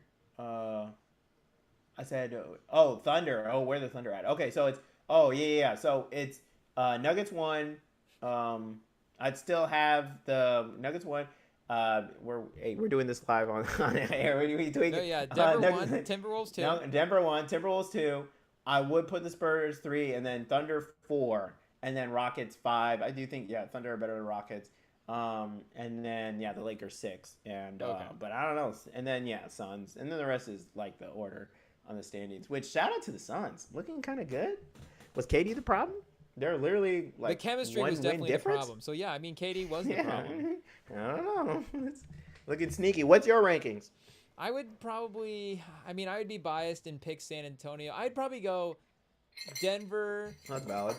Okay. OKC, San Antonio, Minnesota, Houston. Wow, you don't trust Minnesota. Well, it's just a tough Western Conference. If I have to rank it, that's how I rank it. I trust Steph Castle and Dylan Harper more than I trust anybody else on Minnesota. Yeah. I got to be honest, there's not Jaden McDaniels. I don't think there's 2 other guys I'd trade. Like, if we take all the best players off of teams, like Jokic, Devin Vassell, Edwards, I don't think there's 2 other guys I would swap Harper and Castle 2, maybe. Yeah, I don't know. Harper. All right. Now the homer's coming in. I don't know. I look at like who is it? Would you like trade Jaden McDaniels? I think Jaden McDaniels is a better player. I think you would trade Harper and Castle for McDaniels and Randall. You think Wemby, Randall, and McDaniels is better than Wemby, Castle, and Harper? I mean, I yeah, mean, I Wemby, do McDaniels, think and Randall's pretty good. I'm not gonna lie. exactly. I don't know about Randall. I I don't know about Randall. I wouldn't do Randall in there. Randall, I I don't know. would. Randall and Wemby is kind of interesting. I'm not gonna lie. I don't know. Yeah, I mean Randall's like he's a stouter guy. Like Wait, he let me can, think about he that. Wemby, Randall, Castle, Harper, Vassell. I'm so out on Randall. I can't even. I don't. If he's the fifth I guy got in the nothing Spurs to lineup, say. that would be interesting. That would be interesting. I don't know. I've seen some people saying the Spurs are now a super team. You know, Wemby on minutes restriction still winning. So we can get I Randall. don't know. Have you heard this talk? Are the Spurs a super team? Yes, I say yes. Oh, really? This is a super team. Yes, sir. I love this team. Oh, my This is gosh. great. That's crazy. How are we not? Like I'm saying, would you trade Murray and would you trade Wemby, Murray, and maybe I am being a homer. Oh, he's dreaming. He's dreaming. Wemby, Murray, and Gordon is pretty good, Oh but my I guess God. the long-term effect of it, of course, I wouldn't swap that Yeah. out. This year, I guess yes, but defensively, what those guys are able to accomplish, and like you're saying, Castle. Like the thing is, I think directly Castle can like guard Murray, and like defensively, and I don't think Murray can match up against Castle. Castle has this ability to get Well, to the they basket, put Watson get on free him. throw lines. Yeah, But I'm just saying in like the 2-for-2 scenarios, like Yeah. you wouldn't trade any of the like I think what Castle and Harper bring to the table all round is a better all round fit for that team than any of the other two guys than any other two-person combo. Maybe Svengoon and Thompson. If you say Jaylen Brown and Drew Holiday, Jaylen Brown and a bag of chips. I know that's a cheap, but yeah, I get what you're saying. It is valid. True. Jaylen Brown and Derek White, or Jaylen Brown and Pritchard Yeah. or something. Yeah, true. Jaylen Brown probably is. Yeah, in like the mix. Amen Thompson and like you said, Sengun. Like there's definitely players I out don't there. know though. If you called it's- Boston right now and said Castle for Jaylen Brown, I think they would do it. No, they wouldn't. I think No, they they wouldn't. would. Jaylen Brown's playing out of his mind right now. What are you talking Finals about? MVP. They could reset the salaries and have Castle next to Tatum when he comes back. They wouldn't do They're it. not They need another scorer. Like you said, Castle's a good defender and he is interesting on offense, but Castle can score. Jaylen Brown Castle's showed he got can be a number go-to one moves. option. Not a number one option. He's not a Finals MVP. What do you mean? You guys may really trying to say Castle's on the same level as Jaylen Brown. What? Stepped on my mic cord, so I don't know if that's a sign that. Yeah, your mic said, "Nah, you done." Yeah, I mean, tweeted Jaylen it. Brown on his own, like this team is decent. Like, they're not tanking at all. They're third in the East. Like, with him as a number one option, and They're I don't third right think now? Castle. Yeah, I don't I've think been so Castle as locked a into number the one West. option. Castle as a number one option is not bringing a team to the third. Okay, I guess and if that's they're not winning his that. fault. But 4-game winning streak. They're cooking 8-2 in the last 10 games. Towns and Bridges. Towns and Bridges. Yeah, I or mean, you do Castle that every and- second. I'd do that. Yeah. Bridges and Towns, you do that. Double trees. Yeah. In 5 years, though, Castle's going to be a top 10 guy. Yeah. He can get to the basket and he can lock anybody down. So, I mean, I can't say he's a one of one, but there's not, I can't think of off the top of my head like a guard his size Yeah. that could, again, I guess I'm just not an historian, but like the way that he is as good defensively as he is, like I get like Kobe was a lockdown defender. I don't know, is Castle, I'm not gonna sit here and say, rest in peace, like Castle's a better defender than Kobe was, but Yeah. and obviously he was so much better offensively than if Castle was even 70% as good offensively as Kobe ever was, but I'm just saying that all-round skill set is pretty unique, and his physicality as well too is an extra level to that. Like I can't. Do you think have of Castle offensively ahead of Tyrese Maxey? No, but I Okay. think Maxey against Castle in a game. I think Castle, and I mean obviously I'm not going to put anything against Maxey. Maxey's pretty good, but I could trust Castle to, and I guess Castle. Not a make it take it.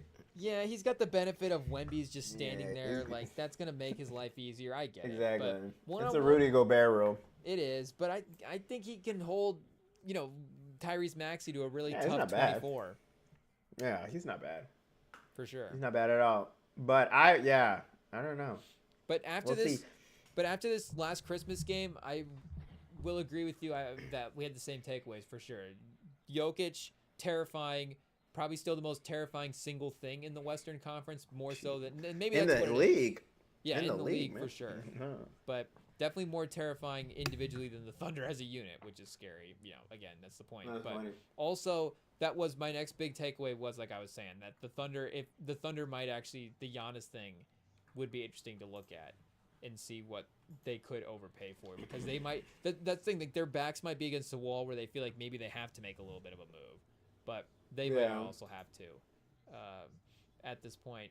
But was there any other NBA stuff that was that you were seeing at all? One of my favorite topics I keep coming back to. Is it time for the Warriors to trade Draymond? It should have been time. We've been doing this literally longer than I've been married, than I've lived in California. I've been saying this for almost half a decade now. Is it finally time, Ram? Like, are we going to finally get a couple houses on this trade Draymond island? I don't know. It's about time. And I don't know. Everyone's acting surprised that, like, the second he goes to the locker room, the team suddenly plays out of its mind and isn't feeling weighed down by someone screaming at him 24/7. Like, whoa, like, who saw that coming? Like, sure, Draymond stuff was all fun and all when you're, top team. And now even Kerr, Steve Kerr mentioned, obviously, what we've all seen, that they're a fading dynasty and stuff. So when you're a fading dynasty, that means you kind of need togetherness. You can't just, keep yelling at people. Because, it makes sense, too. Like, you need someone to yell at people when you're overly talented and you're just messing around like an AAU team. But they actually are trying. They need people bought in. And it's tough for new players to be bought in when they're getting punched in the head. So, what do you think, Rem? Is it time to finally trade Draymond? I just don't know what his next role in the league is. Like, is he going to be traded to another team and be, like, the 13th man? And just be the veteran guy that coaches up the young guys and, brings energy. Nah, it's gonna be an Iggy situation. Like he's gonna get traded. Going to the Grizzlies.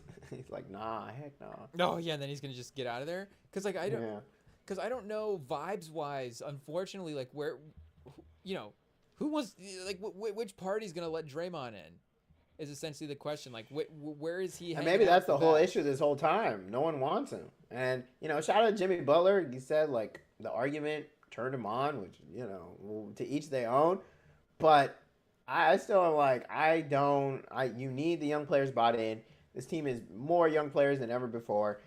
And screaming at them ain't going to help, and all the shenanigans aren't going to help. They're a different team now. And I don't know. That's the problem, is they can't really trade him. So, is his contract up? When is his contract up? I don't know. You might have to look that up. But it is also, like you're saying, the basketball talent and the basketball impact as well too is just not in the same place. And I don't know if I checked the box score as well too, like the exact night that he left the game early. But it does seem like there are just other nights as well too where you're looking at his total minutes played as a starter comparing to other guys, and it's just like it's clear that there is a course in these games when there's a matchup thing that they have to go to, and they're like, I just like. I don't, not to be disrespectful, but I don't know if he's providing the same matchup value as well now. People are saying the Pistons, though. But Pistons. Shout out to also Yahoo Sports for rage baiting, clickbaiting people. Your first line is Draymond Green traded to Pistons and 4 more landing spots. Like, come on. That's pretty good, yeah. That's pretty good. Got him. What is the Pistons trade? Do they say there? I don't know, but I do agree. I do think the because Pistons you're not do give make up anything, the most sense. Respectfully, and it's his home state team. Yeah. Well, they have like some pieces on the bench. I don't know. People are saying the Heat, the Rockets, the Suns, Mavs. I think the Pistons are honestly maybe the only team. No, I think the Pistons are the most likely team because that team has a lot of young players like Jalen Durant. Like, you don't want to trade Durant, but no way. Who would be on that team? What about Sacramento? Tobias Harris. Like, are we really a big believer in Asur Thompson? Like, has he really taken a step up? I think Duncan Robinson, Tobias Harris, maybe, if you're like Ron Holland, is Jaden Ivey, like, is this really the team for him? And again, they probably don't want Ivy, but I know Ivy's good friends with Curry, I think. I think he is. There's some Bay Area Ivy, that would be an absolute steal. But I think for sure you can throw in Tobias Harris for sure, No and way. maybe a Stuart Thompson. I'll be the Tobias Pistons GM Harris? right now. I'm telling you now. Tobias is too good. Wow. Nah, Karis LeVert and Isaiah Stewart, like Karis LeVert. Wait, someone else. You can't have two people who you Beef can't have two Stew. I'm crash not outs on trading one Beef team. Stew. Karis LeVert's You interesting. you can't have them both on the team. They're gonna be crashing out at each other. First practice, they're punching each other.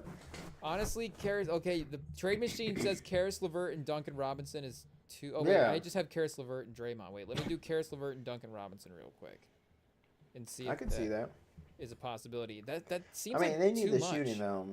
Yeah, it's a little bit too much. They need Duncan Robinson shooting. Like they've been needed that. Okay, it is too much. Boss, $5 million, too much. So the Warriors would have to trade something back. Actually, that might make it a little bit more even. Would Draymond and Guy Santos be enough for Duncan Robinson and Karis LeVert? That might actually be a decent. You said trade. who in DeSantos? Guy Santos and Draymond. Oh.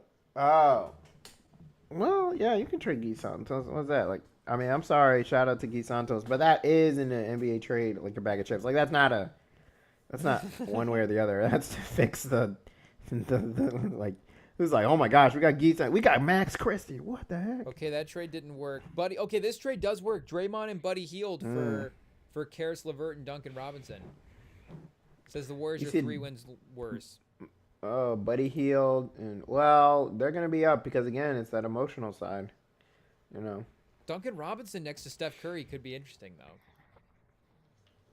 Duncan Robinson and Jimmy Butler played well together in Miami. Yeah, no, for sure. They need Duncan Robinson would be great on a winning team. I mean, Pistons are winning, but them too. I think it's clear the Warriors need something new. They're not gonna do great. I mean, shout out to them for beating the Mavs, you know, on Christmas Day, but I think they lost to the Suns before that, and it was just it's clear what's going on. I don't know. They need to get rid of him. Would you do Duncan Robinson and Shaz Lanier and wait, there was a third guy that was in here. Oh, Paul Reed, our guy Paul Reed. Paul Reed is actually. I think that is interesting, but the thing is shooting. That's the problem. Duncan Robinson's such a specialist that you can't really. And he's supposed to replace Malik Reed, you know, or Malik Beasley. I want to say who was shooting for them last year. You could do Duncan. Could you do Duncan Robinson? You could almost do Duncan Robinson and Paul Reed for Draymond straight up. Yeah. Ooh, we're getting close here. We're getting hot. We're getting close. If the Pistons throw in one more guy, Javonte Green. Oh, it might be a little. Okay, Javonte Green on a 1-year minimum, and then maybe Guy Santos going back. There is something, but it would have to be trading some of those guys. I'm not trading any of the top 9 guys for Draymond, unfortunately. Get out of here. So I don't know if that one would work. Geez. Maybe, or I don't know. Maybe the Cavs, I guess. Could the Cavs make a 1-for-1? Would you do maybe DeAndre Hunter for Draymond straight up? No. Cavs definitely they couldn't handle it. Donovan Mitchell would argue with him in 5 minutes. They might need I'll let you cook up trades while I give my Chiefs statement. We at Chiefs Kingdom are deeply saddened by the end of the way the season's handled. Oh yeah, and I will say, but you also, it's also going to emotionally affect you into next year as well too. So this is not just the end of a dynasty. You've got the next, literally 12 months from now, Mahomes might be back for the first time. So just exactly. Walk us through. I mean, first you have to walk us through the run. It's the holiday season, so walk us through what it's been like to just root for a player of this level, a dynasty of this level, and then what it's like to have it all ripped away for the next 12 months. It was magical. It was magical. Those 3 Super Bowls that we went to, the couple that we won, it was a moment I'd never trade anything for. And to be honest, the Chiefs are the only real team I cheer for. I mean, I'm a Royals-ish fan. I'll keep checking on every once in a while, like Bobby Witt, what's up? And, I'll pick an NBA team here and there. But the Chiefs are the only real team that I really stand behind. And, even if Pat Mahomes left, I'd still be a Chiefs guy. So I think for this team, it's been magical. I was there in that Colts loss. That one did scar me for life. That one hurt. And then we beat the Texans, but it was one step forward, two steps back. We couldn't get past Pittsburgh. And shout out to Alex Smith. He did what he needed to do. He won the regular season games. He made us competitive, but it was never enough.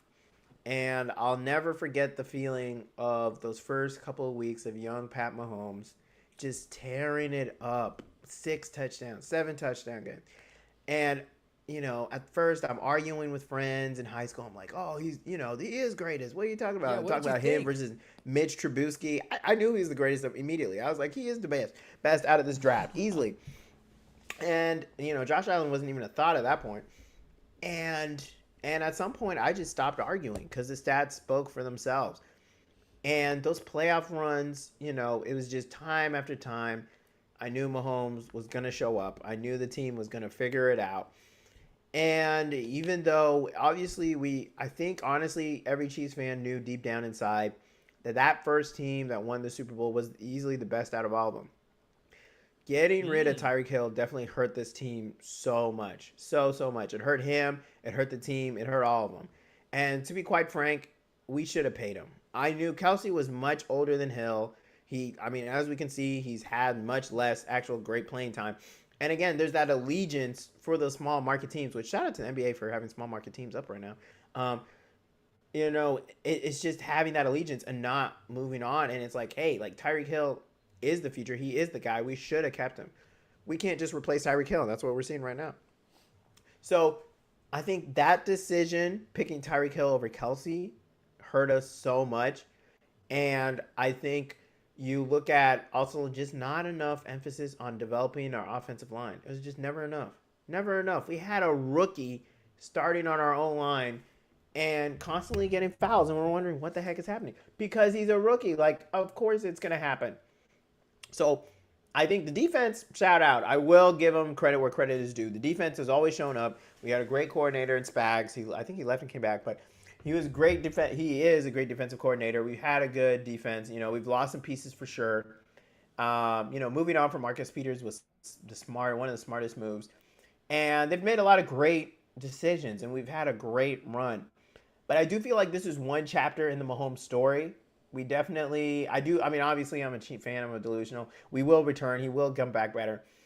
The question is, when he returns, will our team be ready for him? Are we going to actually bring back Tyreek Hill? I know he wants to get the heck out of Dolphins. Why the heck are we not bringing him back?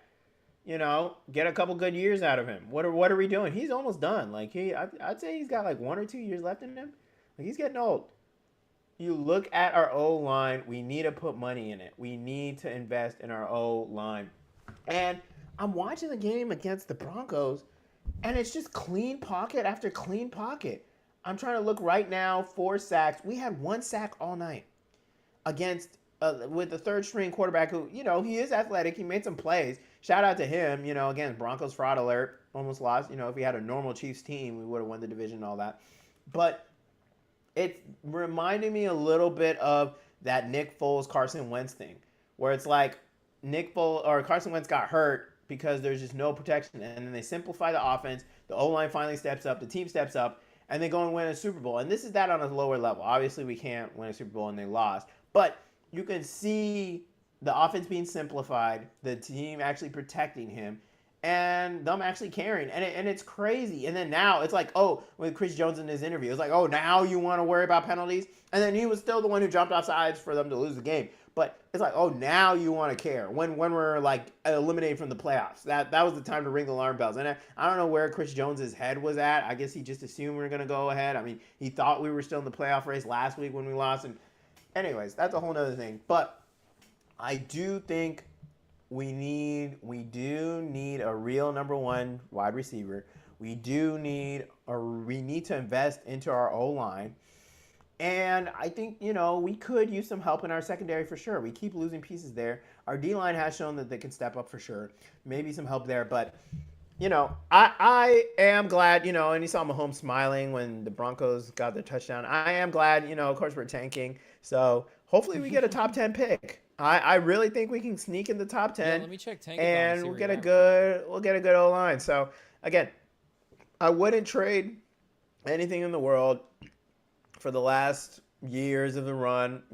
I again so grateful. I still remember running up and down at that first Super Bowl. I still remember the heartbreak against Tom Brady and the Bucks. I still remember, beating the 49ers again. The Eagles lost, Eagles win. It's just all the ups and downs. And and we can't take the only the good and forget the bad. So again, this team, it's similar to Brady. He got hurt one season, came back. I think it was his sixth season as well. He got injured, came back stronger. And Mahomes will as well.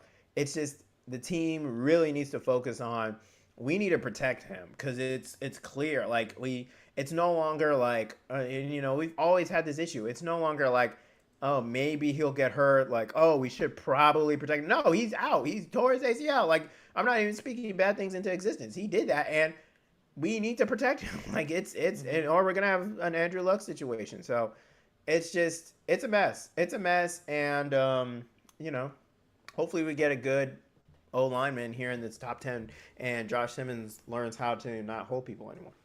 I guess the question does become, and again, you said, you're the delusional Chiefs fan, so I know you're not the person to ask for this, but we'll try it anyways.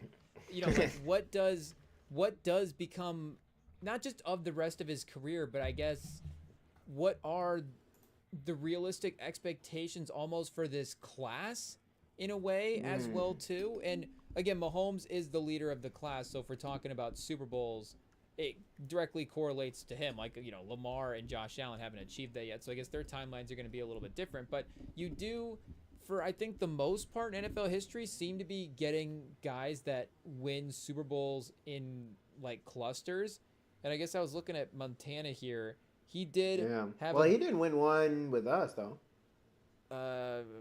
He did win a lot over the course of the 80s. For sure. Yeah, with the 49ers. Oh, you're comparing to others. Yeah. Oh, I see what you're saying. But I was like, Brady had to wait so long again to get that next revival in his career. And he was obviously really statistically great there for the middle part of his career. But I guess, do you think it is realistic? Maybe this is the better way to phrase it. Do you think it is realistic to hold Mahomes to the expectations to have that second revival? Or was this obviously the peak of his career, but was this that, peak of the winning as well too? And he could still compile, Pro Bowls and great statistical season, all that stuff before. But do you think it is fair that guys are going to play long enough that the team will eventually go back around to building that Super Bowl contending team again? I mean, the Chiefs are a great organization as well too, like you've proven in the past, and who knows how long Reed and the infrastructure is there. But I don't know, like, what do you think is realistic for the next, like, I don't know, how long has he been in the league at this point? 8 years?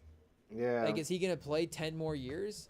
So I guess if one of them's off the season now, is he going to have 9 more years playing? Well, I don't know. I do think. I mean, we have to protect him. What do you think the competitiveness is realistic for the Chiefs for the next half of this Mahomes era?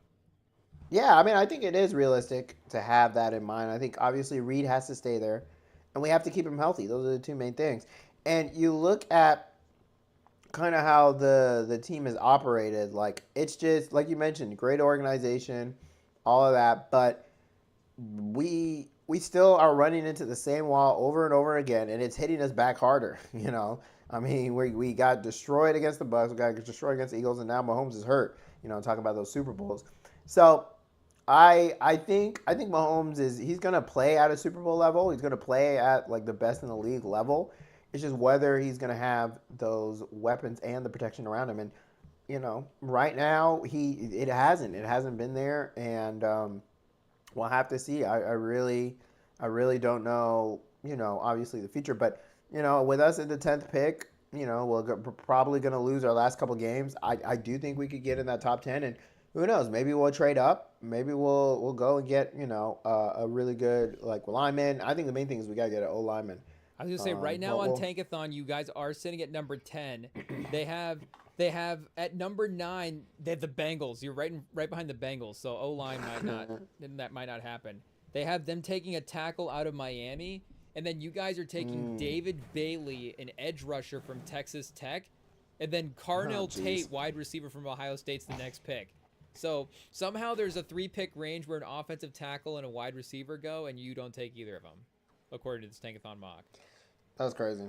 That's crazy. Well, it's not the right thing. So, yeah. But Carnell Tate. How are you? What do you say? But Carnell Tate in that range, Ohio State receiver, that'd be interesting for you. Maybe. For sure. Maybe. I don't know. I mean, was Jeremiah Smith making him look better? I don't know. How are you feeling about your Colts? The Colts are cooked. It is what it is. We're done. Yeah. But Rivers has been fun, though. I mean, at least Rivers has been like the talk of the town a little bit. Yeah. So at least, No, that's true. That's true. The Colts have been because of that, we had the Daniel Jones revival this year, and people were talking about that. Yeah. Jonathan Taylor was a big story, and now the Phillip Rivers thing. So yes, again, we're not necessarily in a storyline because we're maybe gonna win the AFC, but at least the Colts have been a narrative team this year. And since we've lost Luck, Rivers was the last time we were any good as well too. But we've also at least we've just been a boring team a little bit. That's true. Outside of, I'm trying to think, I guess the McAfee. Jonathan Taylor? Yeah, Taylor. Was there maybe like a couple Frank Wright play calls or something that were kind of funny? I don't know, but for the most part, we've been out of the loop. So at least there's been positive conversation around Indy, but also we traded our first round pick for Sauce Gardner. So these losses don't really mean anything. Hopefully. Well, and there's no reason for y'all to tank because your pick is going to the Jets. So I mean, who knows? Maybe you guys will be frisky. We'll see. It is funny seeing Seattle and Denver as the two top teams here, and then New England.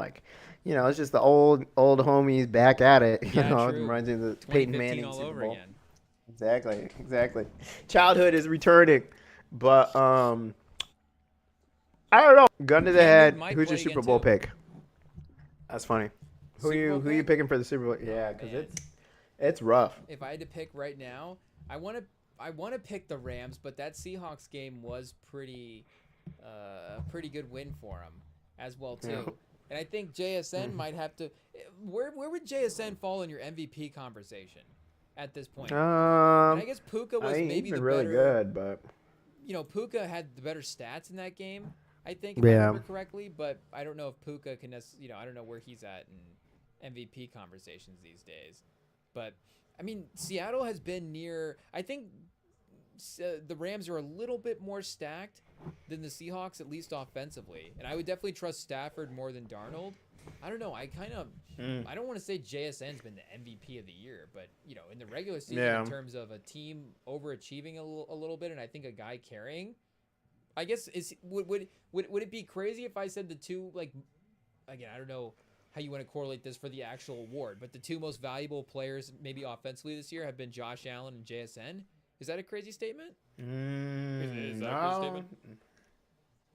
No, I don't think that's crazy at all. I mean, the Bills, just horrible defense, and I don't know if you're putting Sam Darnold as the MVP. So I think it is. I think that makes sense, and I think it has been interesting. It's been an interesting year, with how good these teams have been, especially the NFC.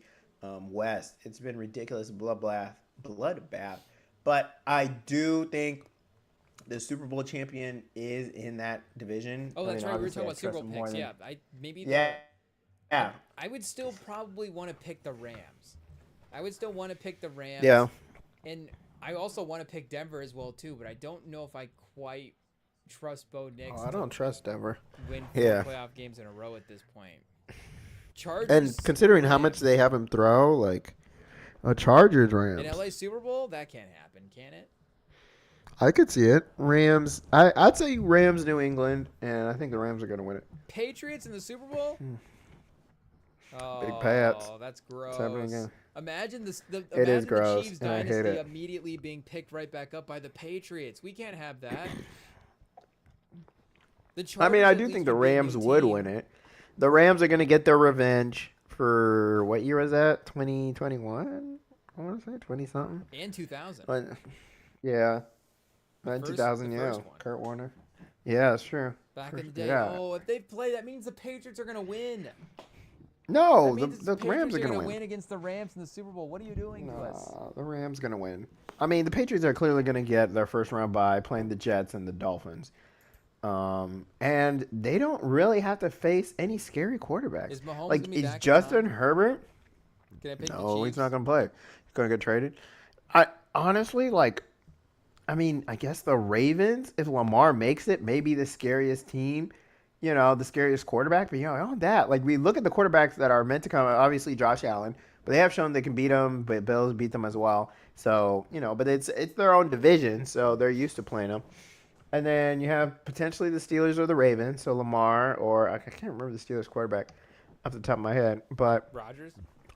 Rodgers, yeah, well, duh, Rodgers, and then Jags with Trevor Lawrence. Shout out to him for actually having a good season. And then Bo Nix and Justin Herbert. Like, Lamar, it's a tough down year. Joe Burrow, it's a tough down year. Bills, like, do you really trust that defense? And then so maybe it's obviously Texans, no Rams. Mahomes. Maybe. Can we get good odds on CJ Texans Stroud? Rams?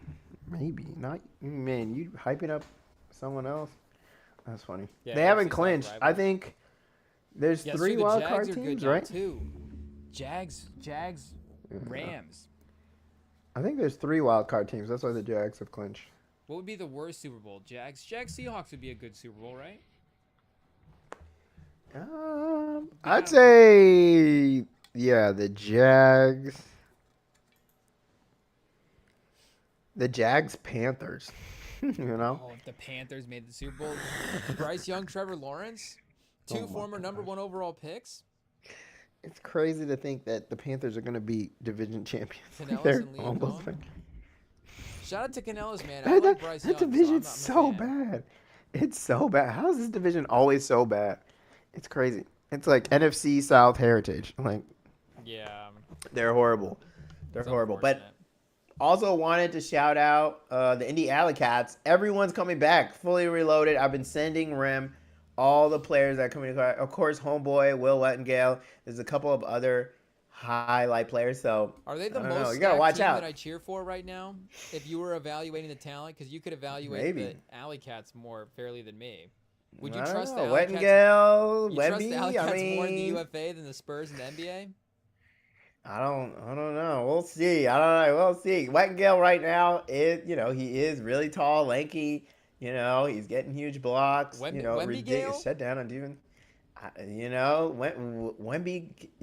Gale. Who knows? The Alley Cats. I don't know. They're looking good.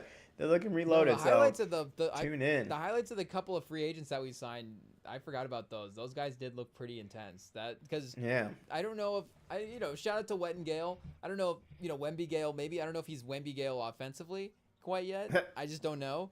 But he's definitely getting there defensively. But it seemed like those guys brought an extra offensive element as well too. Yeah, defensively he's there. I mean, during the national championship, he was the one to make the first big difference for his team. They did unfortunately lose, but maybe he's more like Donovan. He was the big highlight. So maybe I don't know. I don't know if you want to put him down like that. I don't know. True. He's a lot younger, playing on championship teams. I don't know. He's on USA teams. I'm just saying. Chet and Gale. I'm dead. But I do, unfortunately, have to go. Okay, wait. Can I get your take on one more thing real quick? Of course. It'll tease us going into break. Oh. What did you watch by chance the Marvel trailer? Oh no! Wait, did it just come out? It dropped a couple days ago. What, do we want to live react? Do you want to watch it real quick? It's like 60 seconds. Yeah, I can watch it. Yeah, I can watch it. Of course, I saw Fantastic Four at the end of their last scene. And, of course, I look at your graphics that you put up sometimes because I'm like, it keeps me up to date seeing the faces. I'm like, oh, something happened here. So I saw your graphic and I was like, what is he talking about? I mean, we know RDJ is going to be. And it is funny to see all the pieces already put for that. But let's see here. Avengers Doomsday coming out next year. 12 months All right, away. I'm watching it right now. Let's see. Motorcycle coming in. You can watch at home. Pause the video. Pull yours up. At home. Okay. Someone's getting off this motorbike. First reaction. This apparently was a trailer they were running in the Avatar Way of Water, and I think it was getting leaked, and a lot of people were talking about it, so they just have dropped it. Oh, Triumph. That's a funny name for a bike. Yeah, true. Who is this man? Oh. Is it wait, those are white hands. That can't be the current Captain America. What's That's going not on? Captain America. Oh, holding a baby. Okay. Oh, we're going in the past where we knew he was RDJ, or where we knew he was. Oh, what? Steve Rogers had a kid? Uh-oh. What the heck? What? Oh. Also, spoilers in case that wasn't obvious. Steve Rogers Yeah, I mean, at the end of Endgame, will return. they were definitely baby making, so. And Avengers Doomsday. Whoa, who would have guessed? We Steve all saw Rogers that. is back. Oh. I mean, they knew Oh. he couldn't. That's crazy. I mean, it makes sense. Like, he was. I mean, I get it. I wouldn't say it makes sense, but I could see it. Like, they, had that walking, like, where he spends the rest of his life with someone. Apparently, there's I no think- hard cap on a Marvel movie. I think what Marvel is realizing is that you kind of have to go to what is golden old, Like, these new superheroes running around aren't catching it quite with the folks. No one is staying up at night wondering, where's Wanda's kids, No Except one, for Shang-Chi. I do want to see Shang-Chi too, but other than that. Maybe. I don't. You might be in an island on that one. Yeah, I but, think I'm alone. Hey, yeah, but hey, shout out to you, representation. But I think everyone kind of just wants to see RDJ, Steve Rogers. We all want to see the homies. And this clearly shows that. For you to be like, oh, y'all are done. And then they have this whole thing of, oh my gosh, the Avengers are done. We need a new Avengers. They tried with Tom Holland, but unfortunately his shoulders can't carry the whole universe on his back. And now, Doctor Strange, again, really good actor. My favorite superhero, but not the crowd's favorite. And so I think this clearly shows Disney is just like, we got to bring him back. It hurts to say it. We want to move on, but you got to throw a blank check at him. And it makes me kind of annoyed, but it is what it is. It is what it is. I don't know. You heard it here first, people. Tom Holland has small shoulders. I guess everyone. Oh, it looks like it was been leaked. That's funny. And then maybe a Oh, I Thor didn't one know out Chris soon. became an actual dad. That's funny. Oh, really? Oh, That's shout funny. out. Yeah. Hey. Yeah.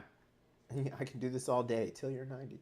Yeah, but yeah, I guess that's what I'd put is seems like all the homies are coming back, which I could kind of see it. Like if, we got Doomsday, we got, the greatest villain of all time, on their level, of course, no disrespect to Thanos, but one of the greatest villains of all time who is like, Robert Downey Jr., then it kind of makes sense that they would do whatever it takes to get Steve Rogers back, like time travel and all that stuff. And it's something the movies have explored.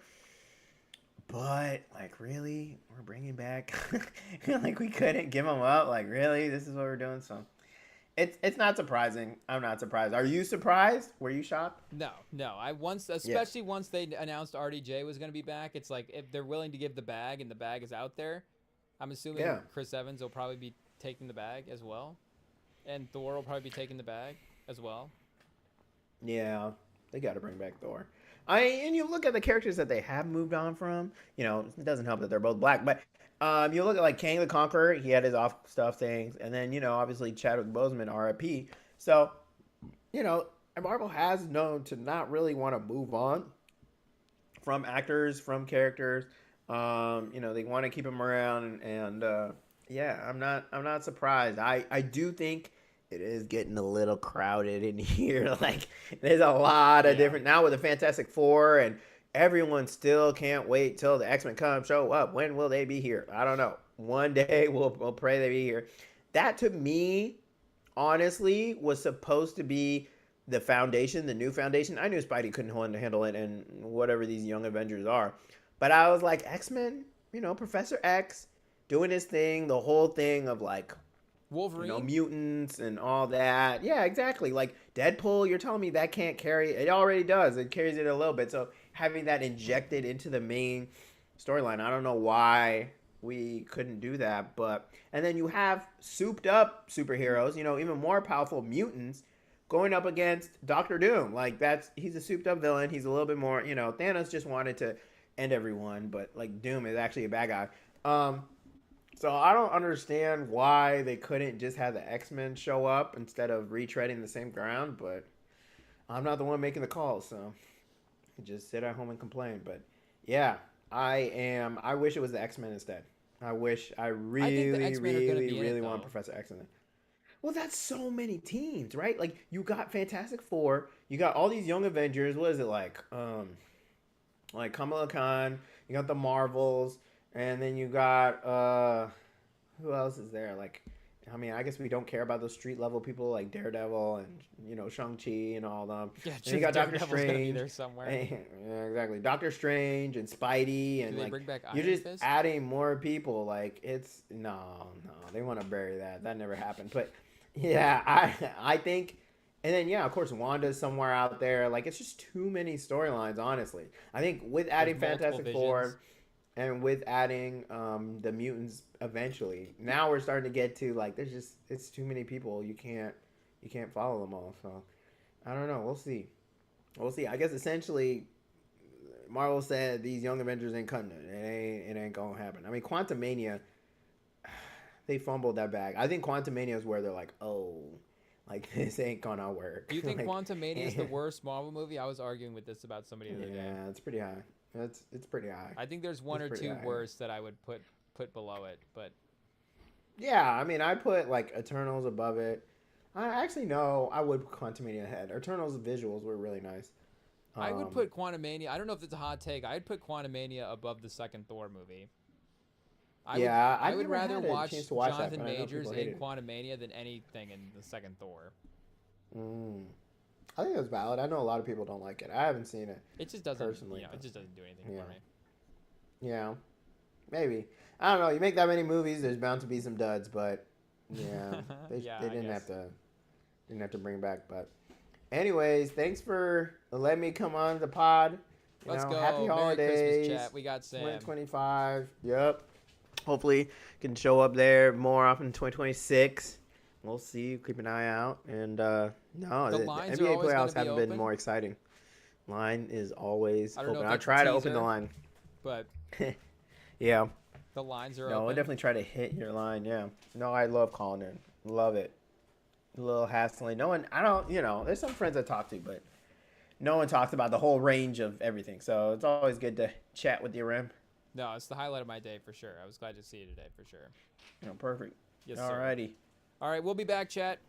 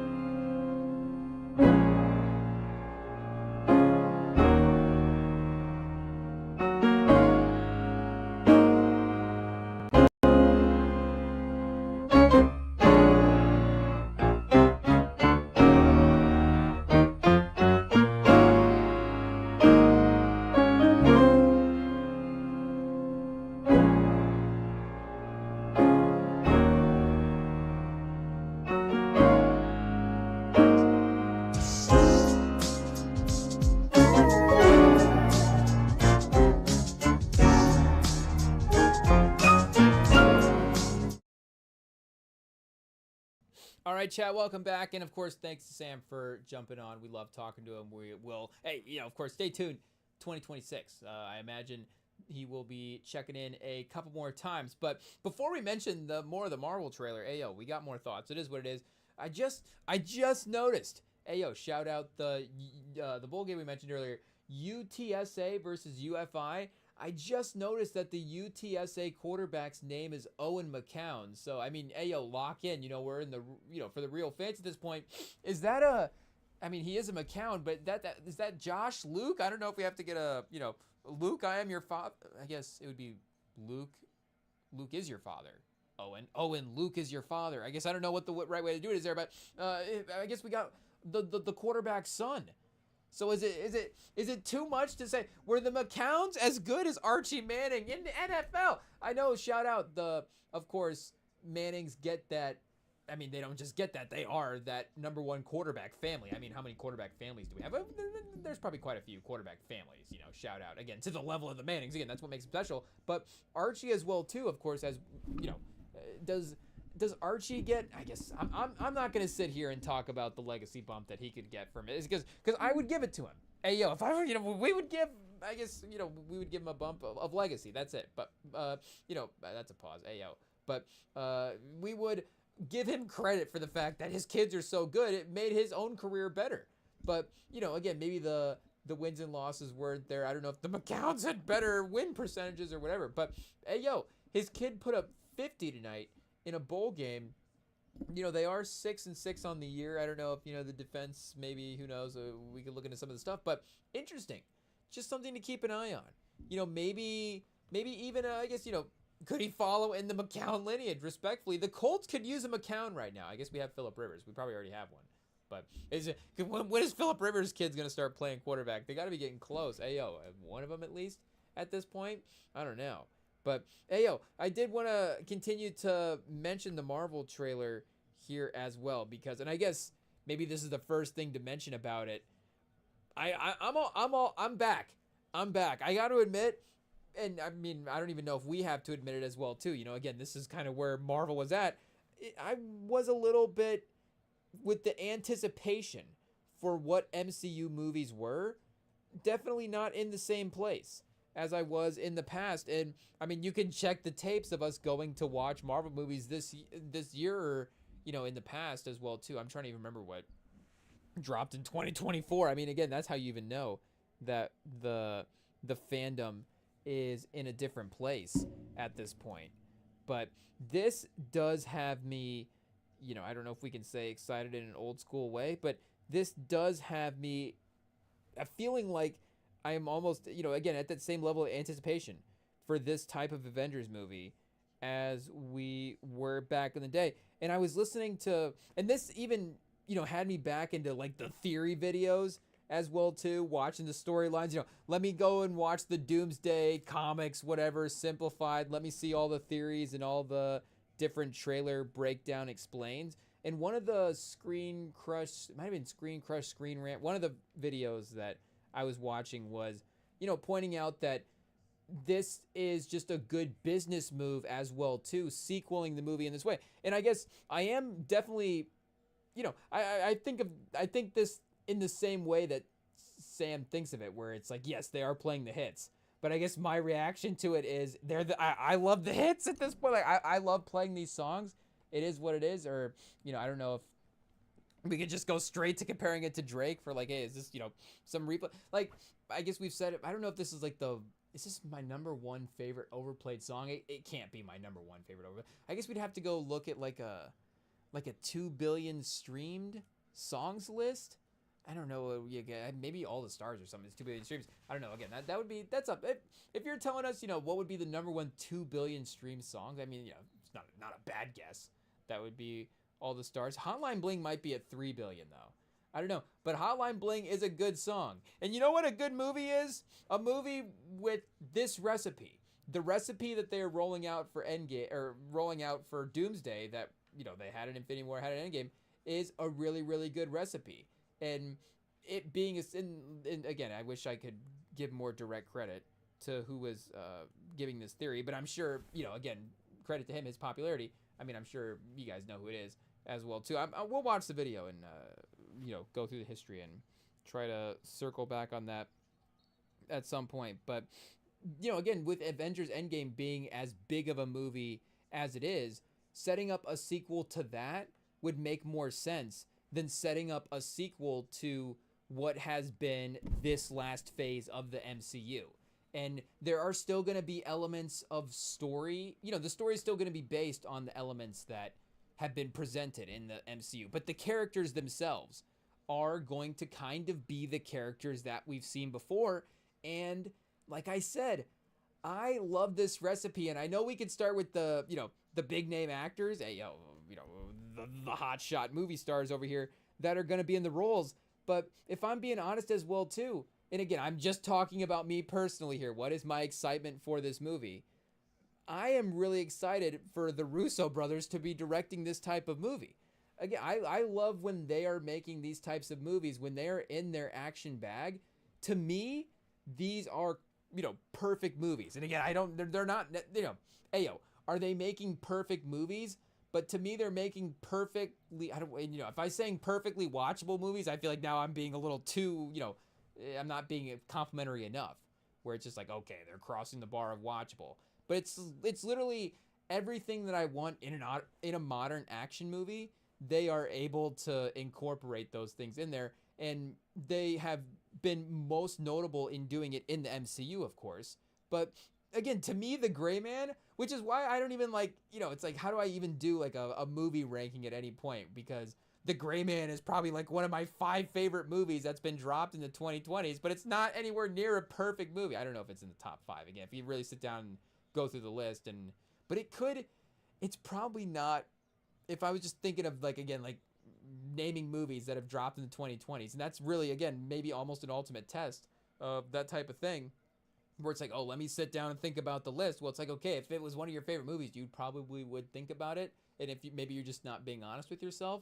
And if I'm being honest with myself, The Gray Man's going to be one of my go-to movies for the 2020s. Stylistically, it's the type of movie that I just want to throw on. And the thing that does become, of course, the issue with, again, I guess this type of action movie and also this type of Avengers movie. And again, the Russo brothers have really become known for, it's a little hand in hand, them directing these Avengers movies and, again, the stylistic of that.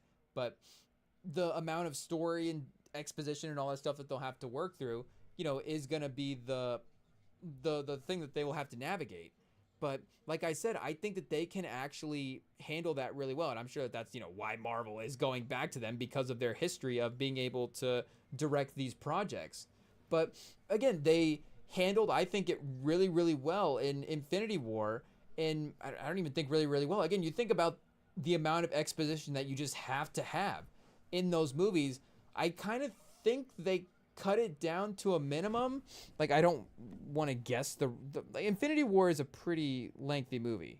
Again, between the two, it's not a short watch.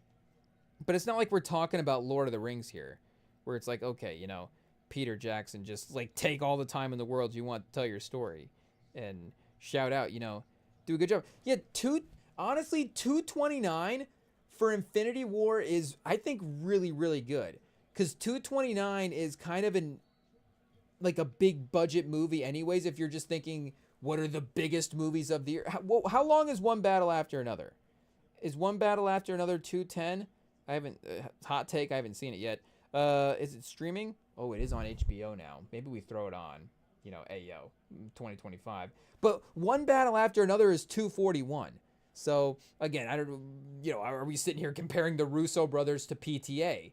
But at the end of the day, it's a filmmaker in their lane, and the Russo brothers, even if we're just talking, again, we're action movies, sure, but even if we're just talking comic book movies, and maybe if you want to get technical, James Gunn with his movies, Matt Reeves with his movies, but what the Russo brothers have accomplished at their level, they are the #1 comic movie directors. So do they get 2.5 hours to make a movie if they want? Yeah, absolutely. And for them to get Infinity War in that time frame, I think is pretty impressive. And again, for them to wrap up an entire film legacy, Endgame is 3 hours. Endgame is as long as Heat. Heat is 257.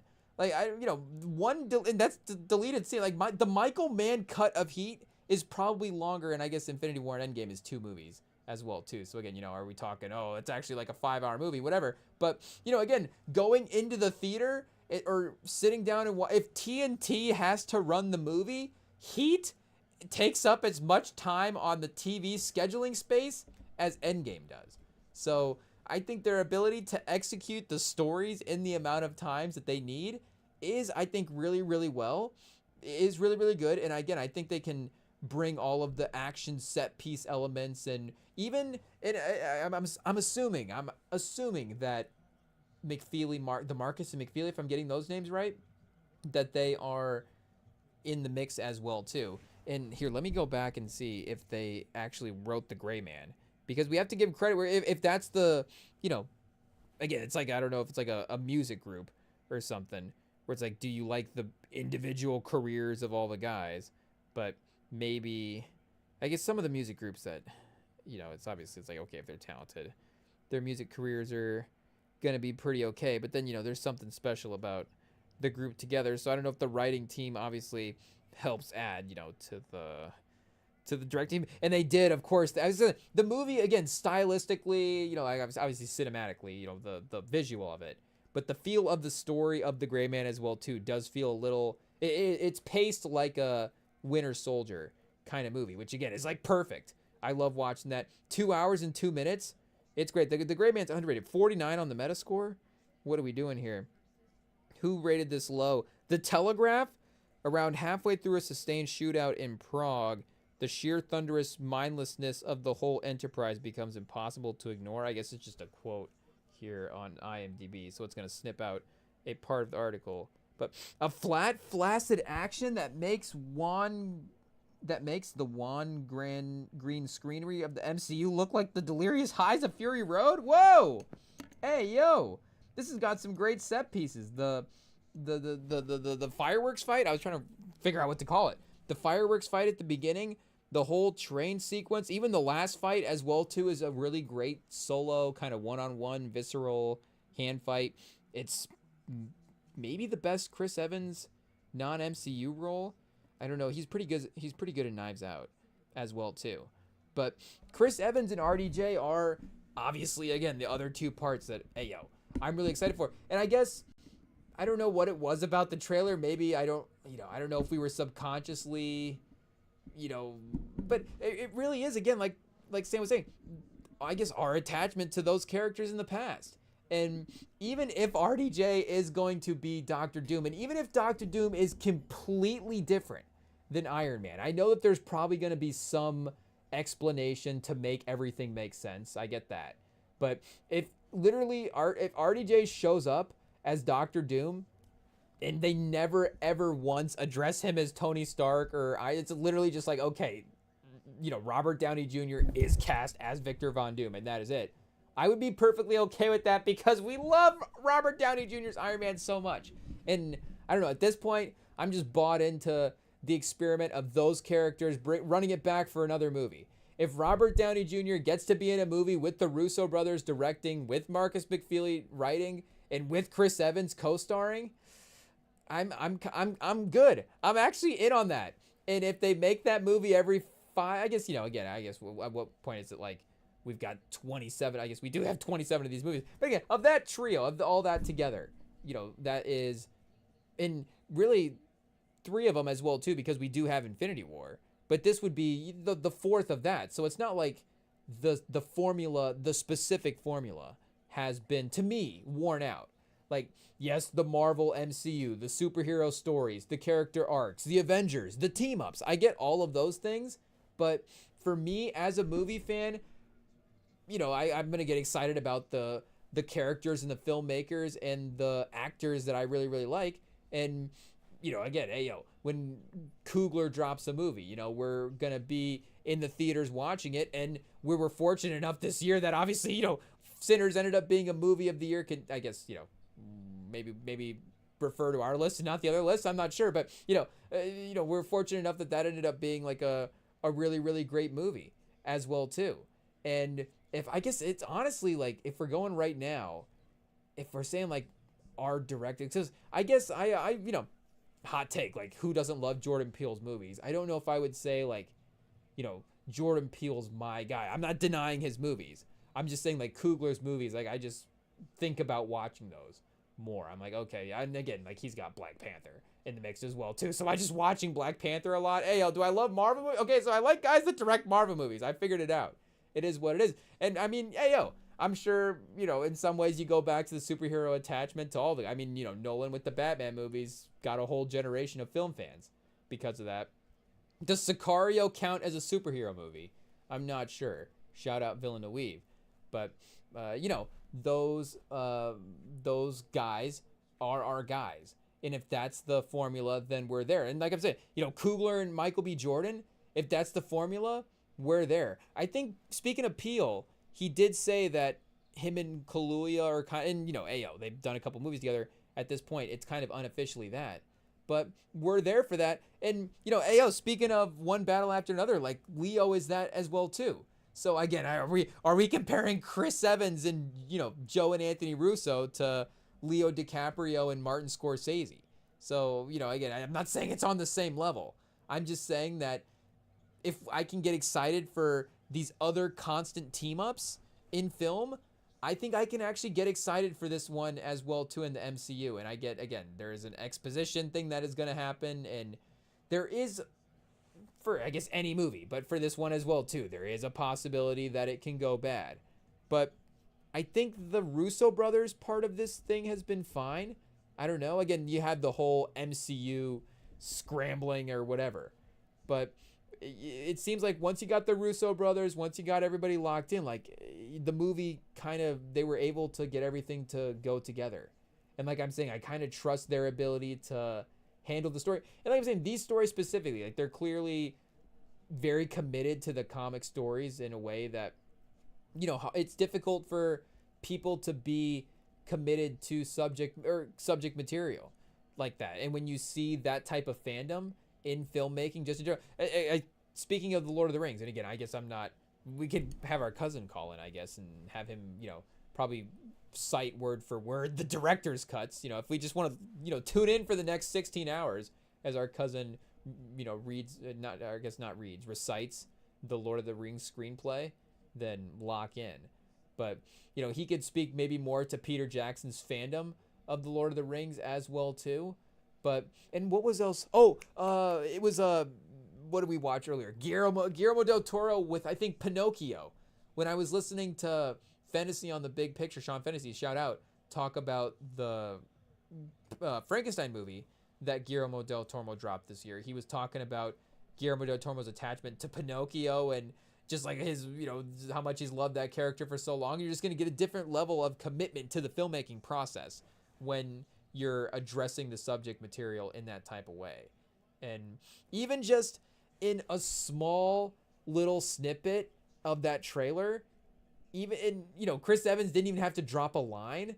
You can see, again, how perfect this all is. Like, how perfect Robert Downey, we haven't even seen really Robert Downey Jr.'s Iron Man. I mean, we saw Robert Downey Jr. even in that clip of, like, him walking over to a chair. And you're just like, this is perfect. This is Iron Man. I'm not even, I'm making fun of my own dramatic reaction.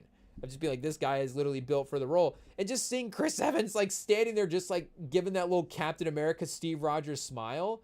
He is just amazing at playing Steve Rogers. And I bought the Chris Evans stock outside of the, Captain America role as well, too. But it's just clear that whatever he is bringing to the table as Steve Rogers, it's just perfect in a way that, I'm not saying that he hasn't captured another character, but there's just a charm and, maybe it's just a comfortability with that character as well, too, now, because he's been playing it for so many years. It might just be second nature to him as an actor. But you could just see that, again, his comfortability and his level of acting is just better. Like, it's undeniable that he is a good actor when he's playing it, like, in Endgame and Infinity War, he's a good actor. And I don't know, again, and like Hemsworth has had good roles as well too, outside of some of the Thor movies. Like Extraction is also a Russo brothers movie, and that's a really, really good action movie as well too, Chad. It's just it's perfect. It checks all the boxes. It is what it is. Hemsworth's amazing in it. But the Russo brothers, the new Michael Manns, I don't know if that's fair or not as well too. Their commitment to sort of the tactical excellence. And I guess we should give credit. The actual director of Extraction is the stuntman from Winter Soldier, but the Russo brothers were producing that as well. So I guess, you know, in a way, you know, credit to the team, but there is a connection to them there as well too. But yeah, man, I really, really bought in on this trailer. If you guys can't tell, I'm excited. I'm excited for the movie to drop. I'm also excited that I'm excited only 12 months out. Like there was, and I mean, you can check the tapes as well too. We were really excited for Jonathan Majors because again, Jonathan Majors is a great actor. So Jonathan Majors in a Russo brothers movie would be, you know, a performance I would love to see. Them trying to get him in some of those tactical environments and seeing what they could pull out of him in as an action star. I think it would be really great. And then again, there's sort of, you know, quippy screenplays that they're able to cook up with those guys. I think he would be really dynamic in delivering some of those lines. But if it is going to be this similar cast of characters as well too, this is going to be perfect. And again, the storyline is going to potentially be, we'll see how much they have to address there. But when they're talking about the amount of characters as well too, I do think that we see in Infinity War and Endgame that they are able to handle that pretty well. And, you know, you don't want to say that people just become background characters, but like Sam was saying, you know, oh, you know, do we care if this character shows up?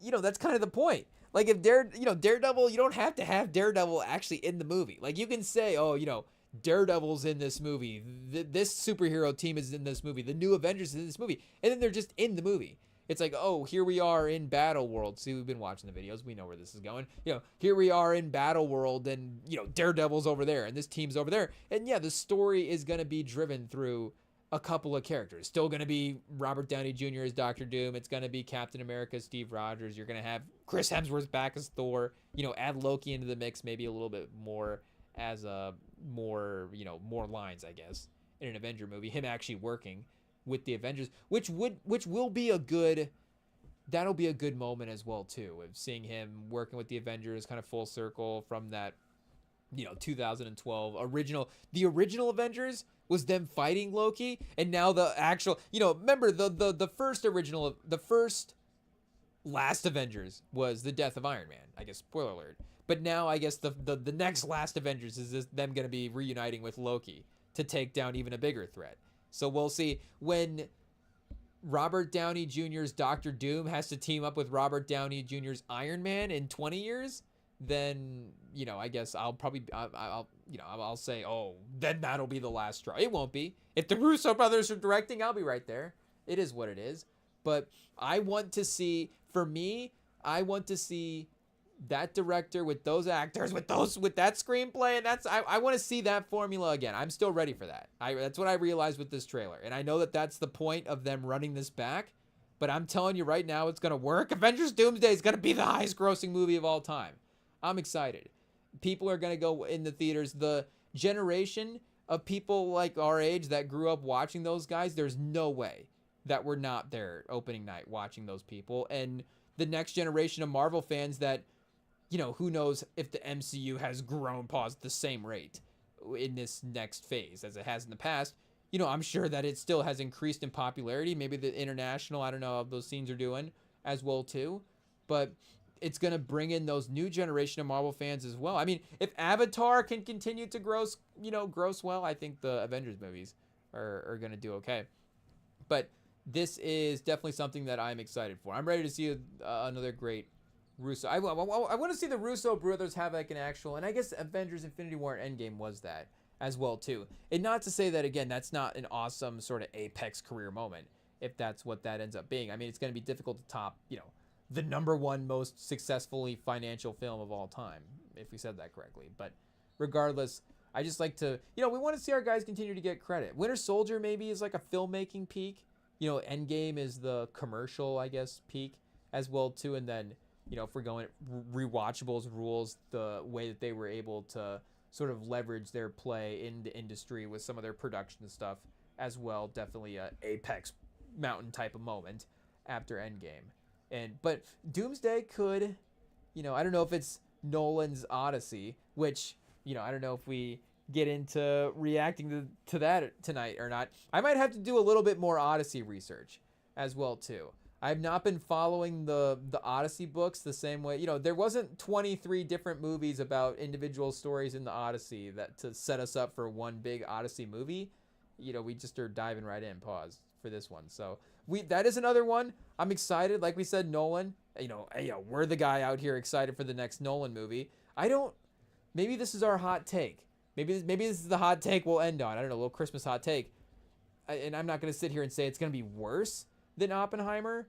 And Nolan is definitely one of those guys. Like, he could be like a Kendrick thing. Like, every album is going to, build in some way upon the next album. Is GNX actually better than Good Kid, Mad City? Is GNX, have things going for it that pushed Kendrick's career forward in a way that, not necessarily that Good Kid, Mad City didn't, but, continue to build onto that?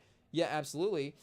Could Odyssey continue to push Nolan's legacy forward? I mean, I guess, like Scorsese, you could say, I guess you're not going to say Wolf of Wall Street's his best movie. As much as we love Wolf of Wall Street, you're not going to say, like, The Departed in some of these later movies or his best movies. I don't know. That's another one where, again, I guess the expectations aren't necessarily that Doomsday is the Russo brothers' best movie. But like I'm saying, I just am down to see them drop good movies. So obviously I'm here to just watch Nolan drop good movies and his filmmaking style as well, too. Obviously the way he's able to provide a great in-theater experience visually is something that we love as well, too. And just knowing that, again, you're going to go to the theater for a theater experience where I love, who doesn't love a movie? I mean, shout out, we're getting really basic here. But sometimes, Nolan making movies specifically for the theater feels a little bit lost, and not even just a big action movie, but just being like, this is just going to be a visually spectacular movie in a way that's just going to look stunning on a big screen is, again, like, lock it in. Entertainment value, achieved. It's always going to get there.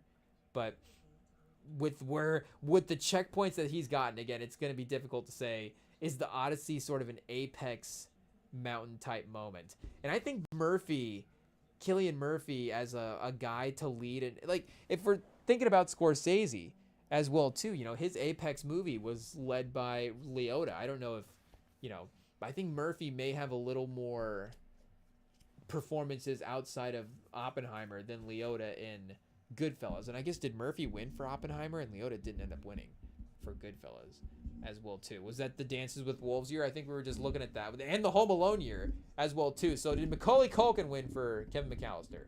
I'm not sure. And Pesci won for... No, he didn't win for Home Alone. He did win for Goodfellas that year. But, yeah, that would be the... Still, again, the guy that Liotta could obviously carry a legacy movie. But maybe not the one you were thinking of. Like, you're not just going to be like, okay, Liotta's going to be in the best movie that Scorsese ever makes. But maybe it's a little bit like that with Cillian Murphy as well, too, in Oppenheimer. And I guess, we're still saying, I guess, The Dark Knight would be his best movie, but his Apex Mountain movie, I guess The Dark Knight would be Goodfellas, and Oppenheimer would be The Departed, and so the Odyssey would be Wolf of Wall Street. So if Wolf of Wall Street's better than... Is Wolf of Wall Street better than Departed?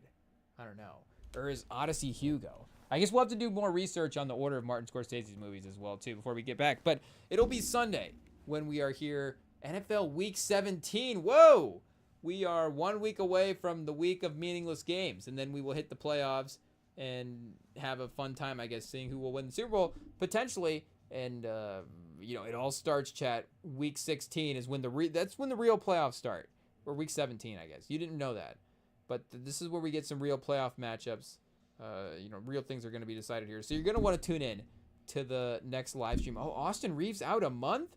Oh, chat, the West. It opens up even more. Pause. The Lakers, what do you do? Their MVP is gone. That's tough. But shout out again. Merry Christmas. Happy holidays to everybody. The year is winding down. We still got a couple live streams left for 2026 and then or 2025. Ayo.